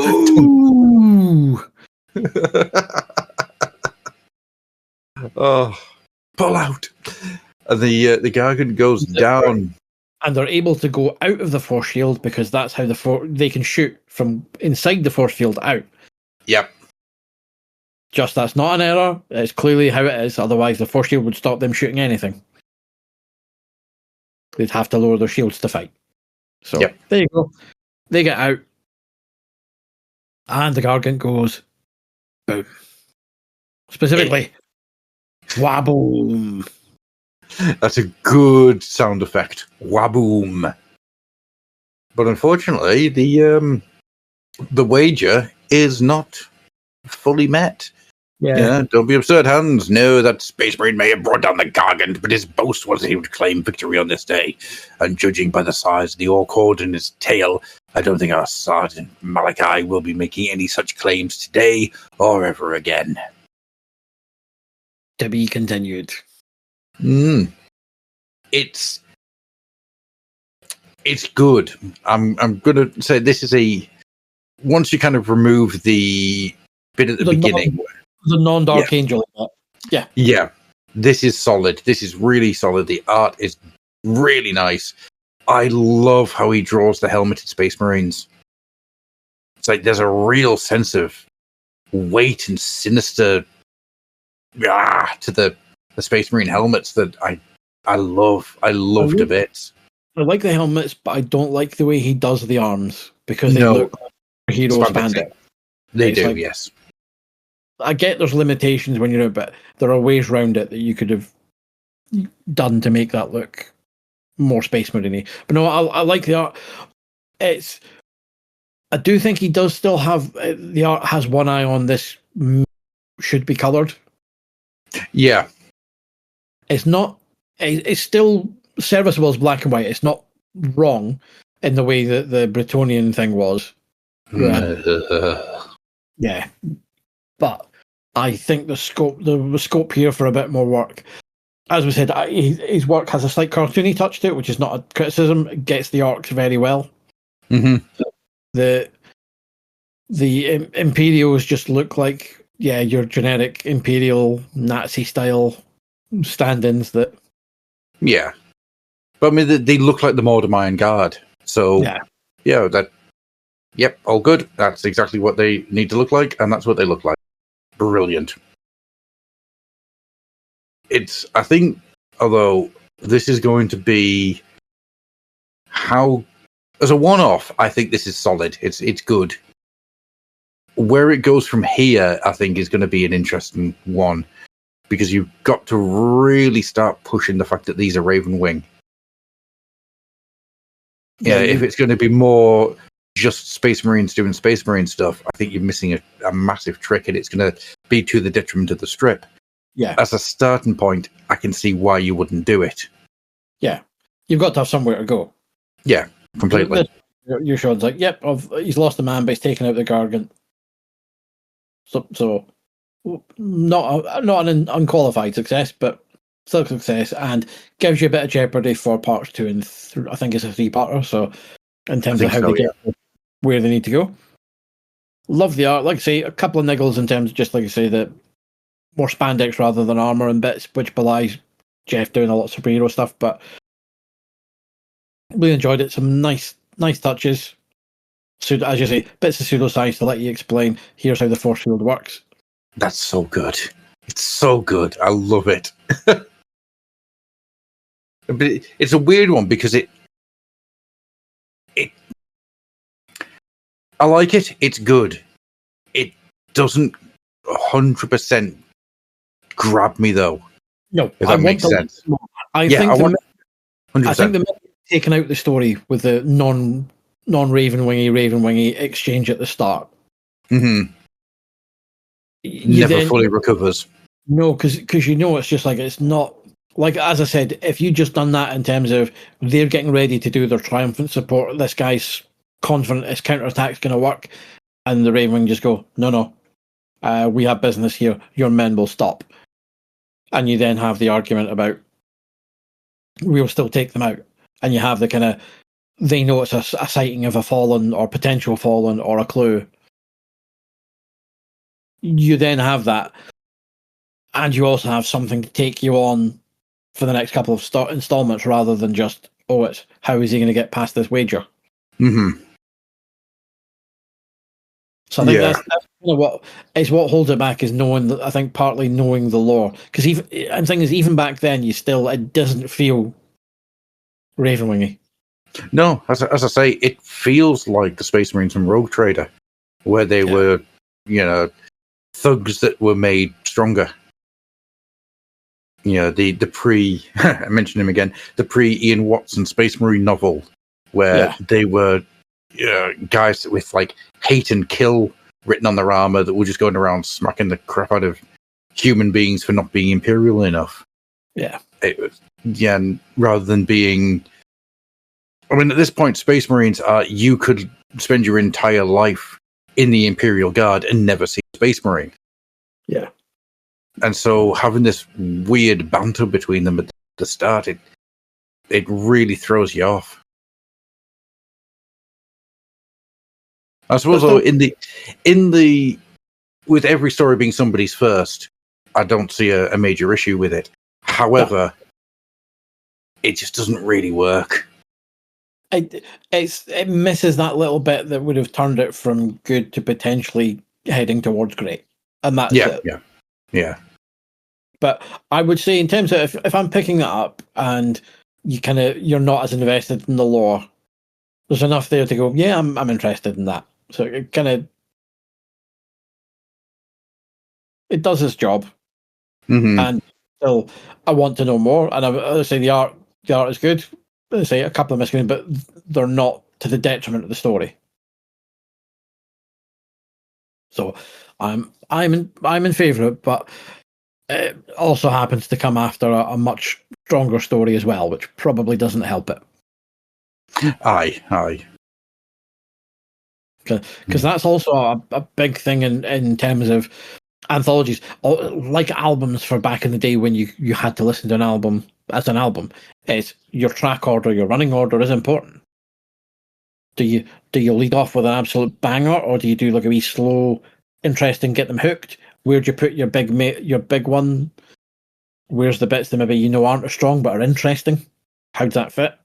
So it's a big thing that doesn't get talked about enough with a lot of anthology books is like, how do you assemble the anthology? Aye. Yeah, and it's important to have these things in the right place. I do find it weird as well that Ravenwing isn't the first story in the run. Again, this issue. Like I say, if you're giving something top billing, it would be, and you can move things about through the issue. Like I say, as I said before, like in the last, in fact, it was the last episode we're talking about, like 2008, take two fingers. When they had red in the center pages, just because they're the double page color spread, but then you would move it about. But then it's now Dread is 2000 AD. Dread's your first strip, no matter what. Yeah. Yeah. Do you think that's something that Warhammer Monthly needed, which is the first strip to be the same strip continuously? You mean they needed a Dread? Yeah. Well, remember, Dread doesn't come into 2000 AD until Prog 2. So even 2008 didn't have Dread to start with. True, yeah. And there was their popular strip to start with. Fun fact. Pat Mills loves telling everyone that Dan Dare was the most popular one for the first year. Dread took a while to become Dread. Mm-hmm. But did they need a Dread equivalent strip? I would argue yes, but the problem is because Games Workshop at that point didn't advance the narrative. Yeah, kind of limited in both Warhammer Fantasy and it's also, what do you pick as your Dread? Do you pick a 40k one or do you pick a Warhammer one? The answer is obvious. You pick the 40k one because that's the one that sells. Warhammer Fantasy may have came first, but 40k is the one that moves the numbers. Absolutely, yeah. And I think Cal Jericho would have been a good shout, but I'm saying that with the hindsight of where Jericho goes. I think Jericho is a harder sell to do because, as we touched on, he works nice at the moment in these like little one-offs, and yeah. I mean, you're kind of looking at it in terms of, it would depend on what you want it to do in terms of how you want to pitch it. Because the thing is, there's clearly obvious. There's obvious ones is because Titan kind of does it a little bit, but you've got here's your Imperial Guard rookie, there's your Space Marine Scout rookie, because you're not. Or do you have something that has a way to get you all throughout the universe of 40k and interact with different folk? Yeah, like a Guardsman Joe or something that's just a shitty Imperial Guardsman. You do sharp with an Imperial Guardsman. Well, you would just do Rogue Trader. Yes, that's a good shout, actually. Yeah, you just introduce a proper Rogue Trader in terms of what you're doing. It's like, I do this, I turn up. You have them interact with stuff on the periphery of things, or let's say, because the other idea is because you then pick up. We're going to follow again, because Blood Quest gives you your kind of almost could have been had you wanted to do it, but it goes off obviously its own thing. But giving it a dread probably would. It would help if they could have, let's say, picked one of the established characters from the lore and done something with them already. But you can't because they don't advance the narrative, and it's like, all right. Yeah, 99. Your third edition is your Black Templar, isn't it, on the cover? Yeah. So. Oh, and I'd struggle to think of who you would pick out as a character in 99. Well, in 98 when it started. Because something like Mephiston's going to be, he's too high up the ranks to do that with.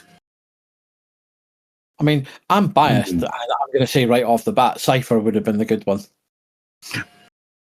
Cypher would have been good, but you would have had to do so much. Him being in the story, but the story being from someone else's perspective. Because you want to keep the mystique of Cypher. And Cypher fits the Dread profile of what Dread became, which is the stories are centered in and around Dread. But Dread isn't a focal point. He comes in and out potentially. So Cypher. Okay, yeah. That makes sense. Again, I am biased, obviously, being Dark Angels fan and all that. Well, I'm just going to say Inquisitor Jacques Draco from the Inquisition War, where it's just weird sex things happening all the time. Or the adventures of Sly Marble, or... Oh, yeah, Marbo's been around for a while at this point. Yet Sly Marble would have been the shout. That would have been the perfect one. Or the other daft Inquisitor with the whose name escapes me. The really egregious pop culture name theft. Oh, Obi-Wan Sherlock Clouseau. Yes, that's one. Right, so I say that name. Think of the image. Think of the picture that pops into your mind. That is not Inquisitor Obi-Wan Sherlock Clouseau. Nowhere in Rogue Trader does that say that's him. It's just a picture that's on the same page. Yeah. Blew my mind the other night when it feels like my entire life's a lie. Yeah. Right. I'm going to pause it here. So make a note. I need to go to the bathroom. Okay, dokes. So give me a slight break. See you.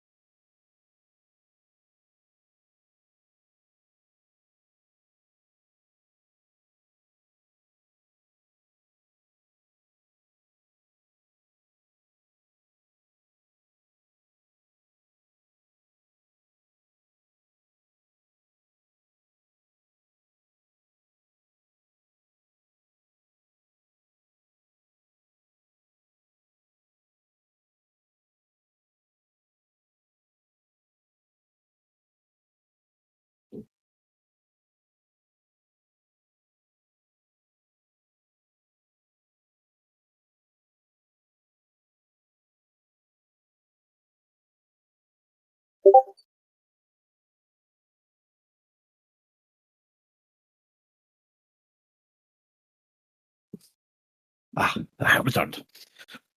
Hello. Oh. So the other things, ironically though, is if you were doing like a Dread equivalent strip, fantasy would have been the way to go anyway, because you already had a pre-baked one in Felix and Gotrek. Yeah, completely. And that's it's one of those weird things where 99, you've got Felix and Gotrek front and center. They are the reason you've got the cover for Warhammer Fantasy Roleplay to do. Black Library's released at this point 3 Felix and Gotrek books, 2 anthologies that are a mix of old stories with new stories to make a full narrative, and in Demon Slayer being the third of the set, which is a completely new story. All you really have is them and Gaunt's Ghosts in 40k. So it's weird to me that neither of those two appear to ever turn up in Warhammer Monthly.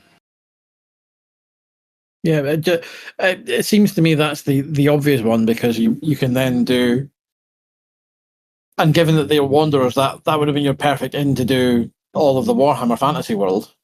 Mm-hmm. Just, I say, from in the 40k setting, it's difficult because they didn't move the ongoing narrative on, and if you're picking something, you're kind of like, say, that's why I think, like, if you're doing it, I would do Cypher, but that's just me. But like a Rogue Trader would have been the best one to do. 100%, yeah. Then have to go is like, what's the reason for him continuing the story or doing it? And it becomes if it's just him to get rich or get stuff, it's like it's a tough sell. It is.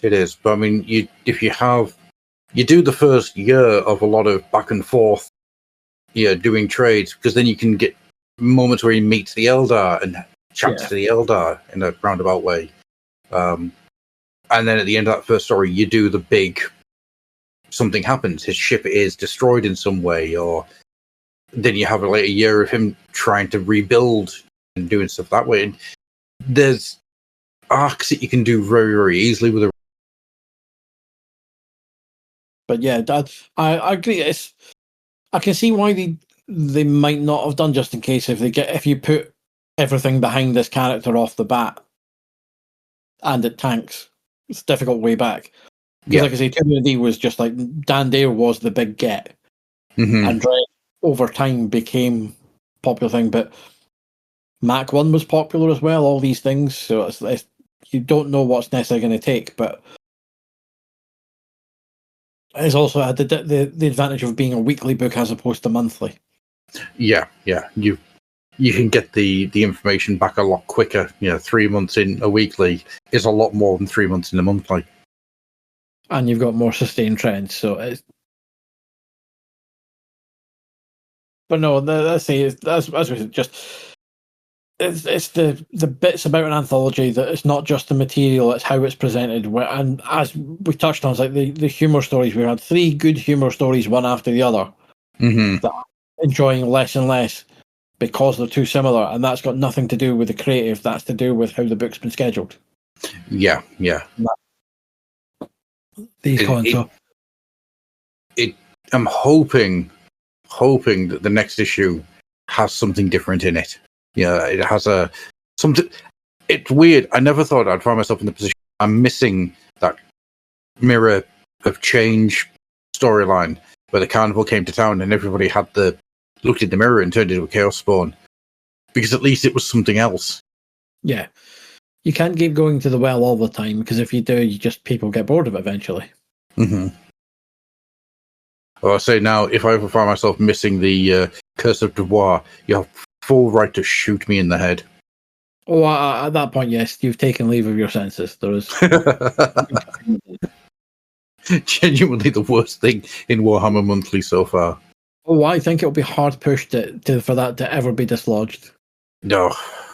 That's the thing. Once we get to the end of this, it's going to be a real interesting. So, what were the standouts and what were the low? 3 years' time, when we get to the end of this, it's going to be like fucking Curse of Dubois. Fuck it out. Yeah. Oh man. Right. Should we hit Dwarf Lords? Yes, we shall. So we're on part 5. We're at Peak Pass. Script and art by Paul Davidson and letters by you know who? Gordon Robson. Welcome to Gordon Robson Monthly. At this I'm point, Gordon Robson, and these are my passengers. I think that we need to find a way of saying Gordon Robson in the same way they say Randolph Scott in Blazing Saddles. Yeah. Randolph Scott. It's so good. So our intrepid dwarfs are making their way back, and they find a watchtower. And there's no response from the tower. A lovingly illustrated tower, by the way. That panel too is beautiful. Oh yeah, 100%. It's so nicely rendered. Yeah, what do you think, Orc Raiders? I know this one. He's still got his skull protecting inheritance, or as he would call it. No Orc or Goblin would leave such a precious helmet behind. His name is Crag Two Bellies. Then there's a noise. Well, he was my friend. Then a noise. A whaff, whaff, whaff comes from the tower. They run to the tower and they find some form of big griffin. I think it's a griffin. It's really hard to see. It's got the leopard's backs of a war griffin. Yeah, no, we get because thankfully the Paul Davidson, the writer, has helped out Paul Davidson, the artist, by saying a high elf and a war griffin. I should have guessed right. I've seen enough. I'm glad you have. I'm glad you've seen enough. We'll get to that in a minute. About time no dwarf should sneak around his own territory. I hate elves. You reckon he had out to do with put the killing on the bridge? Pin him down and I'll ask him. Not before I get my point across. And a little fight takes place between the elf and the dwarfs. The griffin comes down. The dwarfs have questions. The elf uses his magical elf powers and starts kicking the shit out of them. Yeah. Oh my god. Just... The elf kind of points out the fact that the dwarves kind of ran in and attacked. The only certainty I have or know to your questions is we both have no answers. What happened here? Well, okay, it wasn't you who did it. Grimnir, help us! As they shout, as noises happen, and a giant orc horde starts running towards the tower. At this point, the dwarves all jump on the big old griffin and start flying away, which is interesting because the griffin, I'm fairly sure, got shot down. So, not entirely sure how it's getting back up again. So there. No, he got down because it was only wounded. So. Yeah, but then it just gets straight back up into the sky. Oh, that's a grim army. It's marching on Karak Kedran. Sorry, Karak Kedran. Pronounce that correctly. Now fly, dwarfs. Let your kin know that chaos is about to pay a visit. So, yeah, it's not until you get to the final page that you realise it's not an orc army, as I thought it was, because if you look at that silhouette, there's definitely an orcish moon in a few of those bits. Yes, the chaos is about to attack the dwarven strongholds.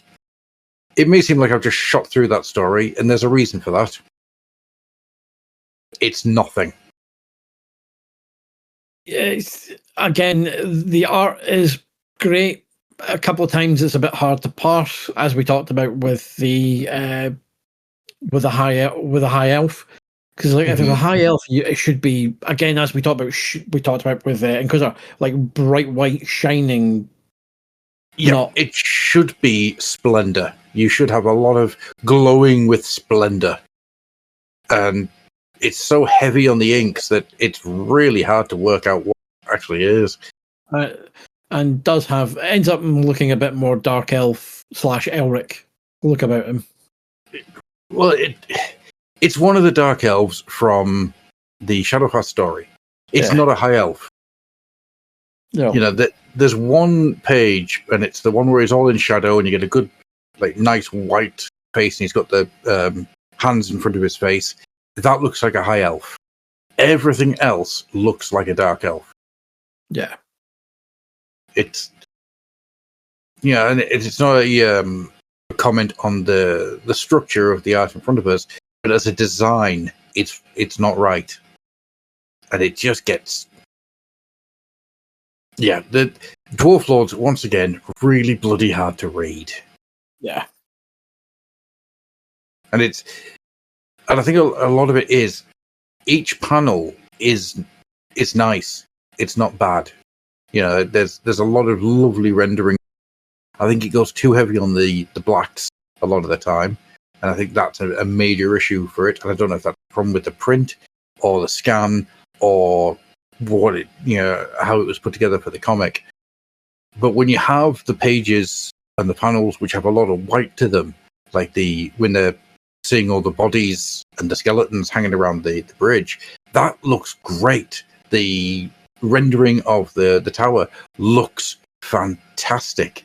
That first panel is bloody awful because it's hard to fully see. Yeah. Anything that's got a lot of blacks on it's incredibly hard to read. And it doesn't help that, unfortunately, the story is nothing. I'm really, really down on. Yeah. And I'm trying to find positives to say. As I said, there are a few panels which are really nice. This entire thing of his name is Craig Two Bellies. He was my friend. There's no emotional weight to it. There's nothing happens afterwards. It's he was my friend. Oh well, on to the next bit. But the characterization of the three dwarfs is still nothing. Oh, right, yes. No, I can't disagree with anything you've said there. Individual art's brilliant. Let's say it's just the storytelling doesn't work. No. And the story itself is not great. No. A sequential art, it doesn't work. As single bits of art in itself, I mean, the Chaos Warrior, coming through the crowd, that's such a good picture. That should be in a Warhammer Armies book. There's a lot of art in here which would look amazing in a fantasy roleplay or a fantasy armies book, but as an actual piece of sequential art, it does not work at all. It's so hard to read. I'm done with Dwarf Lords. I truly am, and I think at this point I feel like it's the same kind of feeling I had with Dark Blade towards the end. I just want it to be over now. Yeah. No, I agree that there's nothing to add to that because otherwise we're just slagging up things off for the sake of slagging it, which is kind of not the point of the podcast. No, so, I don't want to do that. I really don't want to do that. But yeah, it's sad. It is really sad to try and go through this. And I went through this a couple of times last night, just trying to find something to really kind of get positive about. And as I said, the best I've got is these single panels are gorgeous. Yeah, there are some single panels in here which are absolutely brilliant. The art is top notch, but it doesn't tell a story. It fights itself constantly. It just feels like the script is fighting with the art, is fighting with the characterization, and nothing fits, nothing works together. And I think also I'm really pissed off that it says at the end, fly dwarves to let your kid know that Chaos is about to pay a visit. And it's like, oh, hang on, are the Chaos Warriors from earlier on coming back? The Chaos Dwarfs from the earlier on in the strip coming back? Oh no, it's just Chaos. Oh, poo. Oh well. Yeah, it's very much whenever this ends, I don't want this back. No, me neither. It's a shame in a lot of ways that we kind of ended up feeling this way about it. It's something that could have evolved into something really interesting, but it's the same. It hits the same stumbling blocks every single time. And at this point in part 5, it's not going to improve, is it? It's not going to evolve from what it is. Yeah, you're at the point now of the story. That's it. That's all you're getting. Yeah. There's no. It's funny that to be continued sounds like a threat rather than a promise. Not everything has to continue. Some things can just end. Well, I say individually that it's just the sequential storytelling is just lets it down for the readability. But I say individual images are fantastic, and there's no doubt, and I say there is no question that Paul Davidson is a sickeningly talented artist. Oh, absolutely. But that story, it has two problems. It is a very wafer thin story at best. Mm-hmm. So there's nothing else to look for when the storytelling isn't working. No. That you're going to persevere because you want to know this and now. It's surface level. So when you're having a fight against the pages to read it properly, it's just. I think my biggest problem with it is the characterization is non-existent. The three dwarfs don't have separate voices. It's the same lines could be put to any of the dwarfs and nothing changes. The high elf. I mean, he's very wordy, like a high elf should be. But once again, there's nothing there that hooks you into the character. They're just there. It's very, very TV drama style dialogue as well that doesn't help. Yeah, it's just. I had high hopes on part one that kind of things could steady as they went further in, but not the case. So no. And it is annoying because there are lines in here which should be quite good. I know this on one another script still written by someone else. Yeah, he's still got his skull, protecting his inheritance, as he would call it. I mean, it's a fun line. What's the other one? Yeah, I hate elves. You reckon he had out to do with killing on the bridge? Pin him down and I'll ask him. Not before I get my point across. Yeah, that should be amusing, but it's not, because it's mired by this just nothingness, this muddy nothingness. Right. Yes, I'm not going to just keep kicking because there's no reason to, but genuinely I'm disappointed. I'm massively disappointed. Yeah. So yes. So we are where we are. As it stands, we have 3 ongoing stories now. 4 technically with Shadowfast, so potentially we might not get any one-offs next issue. Yeah. Inquisitors, really good. Because I don't think Shadowfast has much more in it. Probably 1 or 2 installments at best. Mm-hmm. Ravenwing's a nice little. I say nice enough. It just wasn't quite Ravenwingy enough. No. Some note that meant it pulled you out a bit too much of the story. But there's still scope for the other 2 issues to improve on that. But as it stands, still good.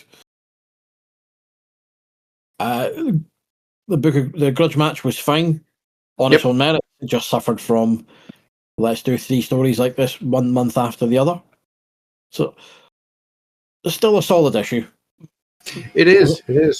More good than bad, which is kind of what you're looking for with an anthology book.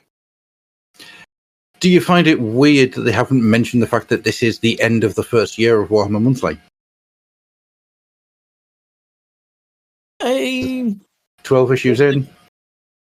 They might have done, just not in the pages that we had in the scan, but yeah, true, actually. But that they might make more of a deal of it on issue 13, which is technically your 1 year anniversary at that point of it being a yeah.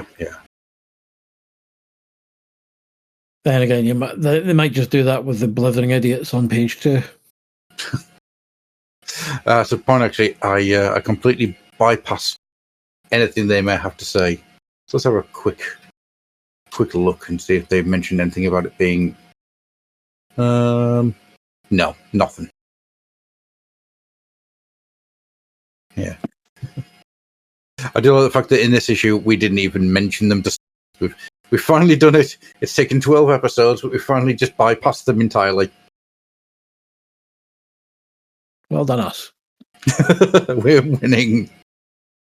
But yeah, I mean, all in all, it is a good issue. It's just that it ends on such a squib.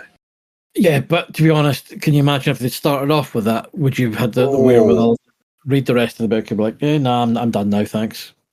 Yeah, it would have taken a lot to kind of get back from starting with Dwarf Lords.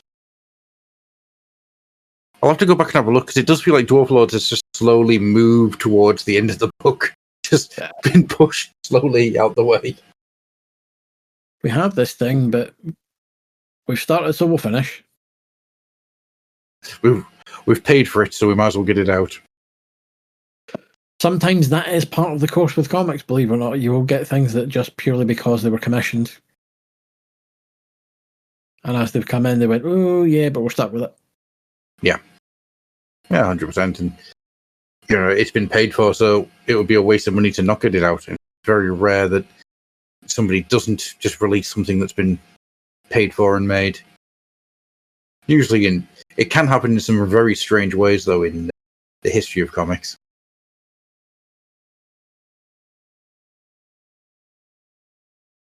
Yeah, just looking at you, Wizard Half.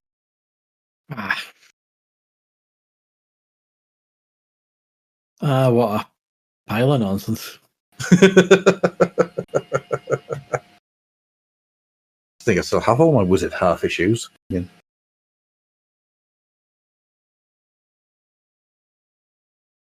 Yeah, all in all, it was a good issue. It's really let down by Dwarf Lords at the end.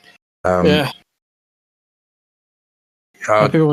Maybe we'll just need to think about doing the Dwarf Lords review part whenever midway through, just so we're not ending our episode on a bit of a downer. But it's just, you can't help but kind of be taken down by it's the fact.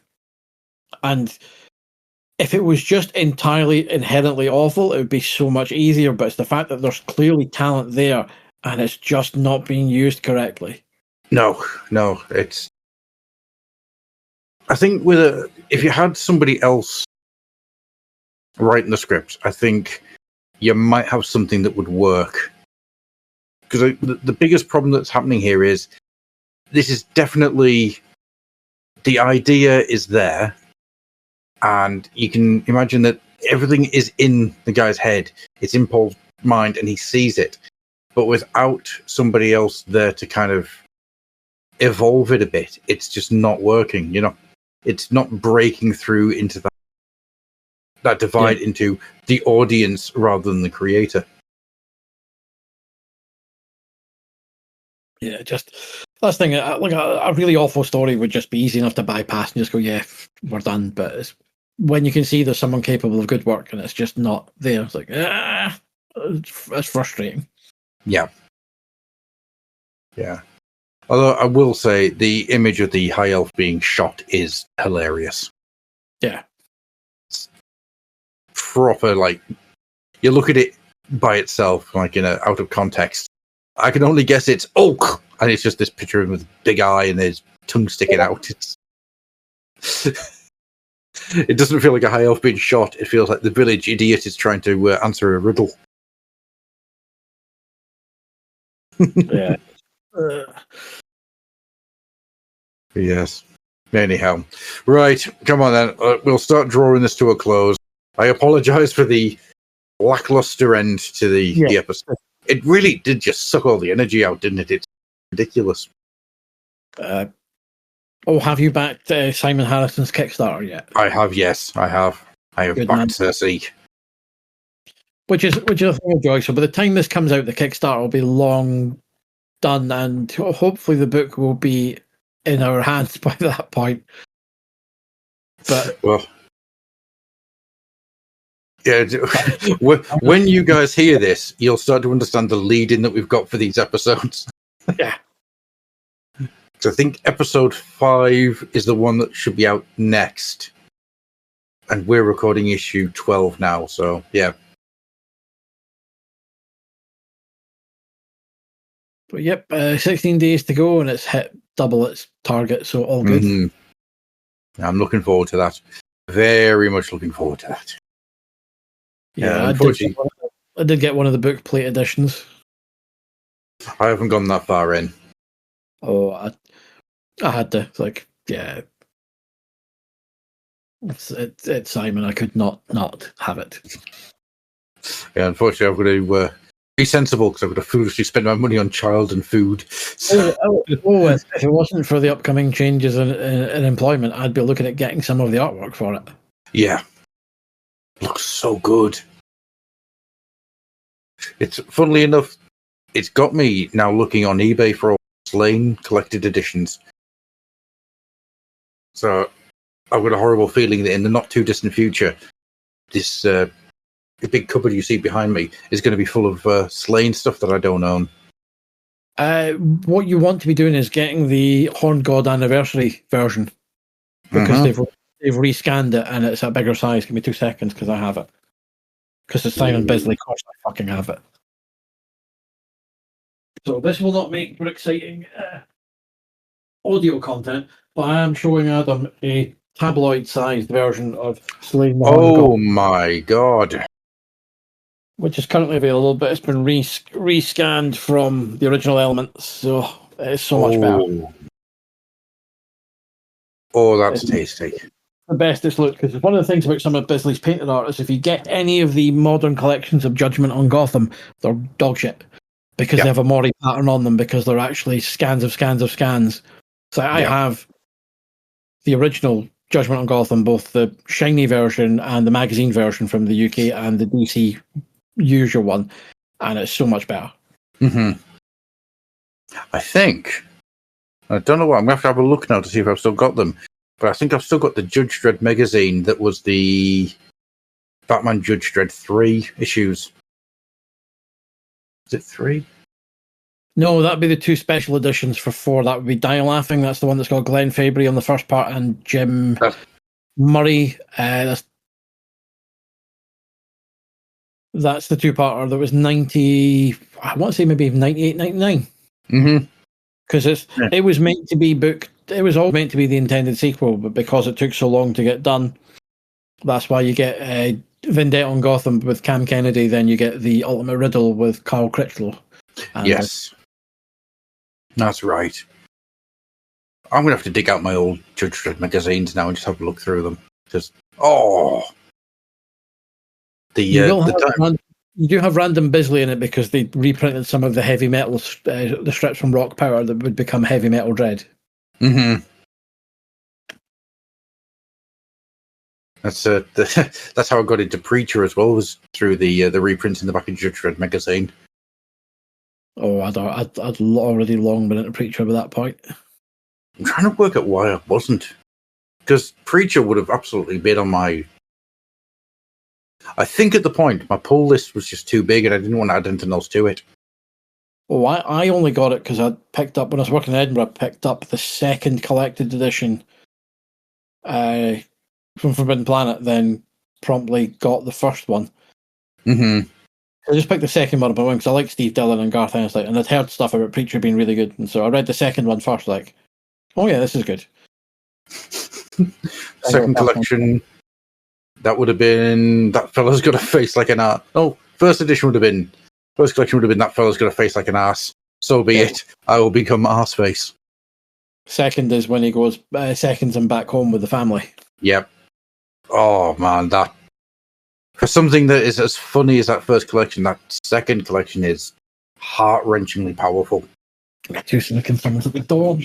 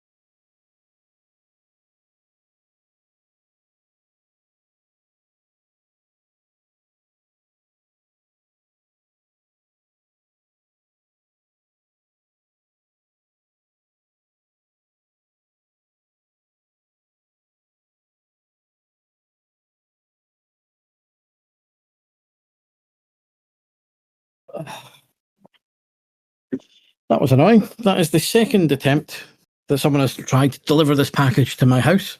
That's not fault. Oh no. Did it on Friday, and I had to explain, it's like, that's not St. Andrew. This is St. Andrew Street. That label is not St. Andrew Street. This is not for me.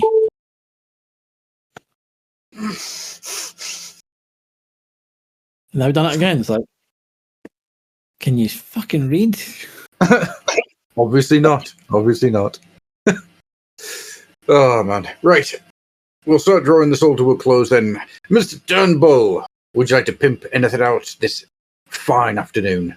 Oh, good Lord. Where are we by this point? This will be 14 weeks, possibly. So it will be... I will hopefully have some fun stuff on the go for Ecos Comics for Juggermorph. So I will pimp that up on my social. So you hit adtcomics.bsky.social. But it should also be on the Ecos Comics website and their Blue Sky feed and the Juggermorph website as well. As myself and a couple of people try and bring this long dead, long forgotten, brief footnote of comic history in Scotland back to prominence. Let me know when that goes up, because I will throw money at you. I'm desperate for this slice of internet and comic history. Well, we can't obviously use what was done before, so we'll be doing our own thing. Of course. Guys, with Alistair, or Ed as he likes to be called, because he's the editor. Don't ask, but it's a thing. But anyway, it's tentative back and forward, and it's just something that we're all happy with, and then we'll get out. Exact ways, I have no idea, but whether it be a web comic or I want print, but it's just how we make it work. Yeah. I'm looking forward to it. Looking forward to seeing it. All going well. We may have had, if people were at TF Nation, they may have already seen a little, maybe sneak preview of a couple of little bits, but if not, we should hopefully have some there, and I'll be ramping up to TF Nation Minicon in Reading at the tail end of November. So, good stuff. Yeah. If TFN's passed by now, then I hope you enjoyed it. If it's just about to happen, I hope you enjoy it. As for myself, you can find everything on Facebook and Blue Sky and Instagram and all that type of things. Just search for The Fluff and Hammer and you will find us. We put stuff out daily, sometimes up to 3 times a day, depending on what else I'm doing on that day. So go and do. We also have a Patreon. That's the important thing. We have a Patreon. You can join us for $1, $2, or $10. If you join us for $10, you get t-shirts, you get mugs, and you get... So who doesn't love t-shirts, mugs, and stickers? And by this point, the second set should be out. So there's new art, new mugs, new stickers. So yes, enjoy. So with all that being said, we are going to get out of here. Thank you, Mr. Turnbull, for joining me today. Pleasure as always. And thank you for you guys at home for listening, if indeed you still... Goodbye.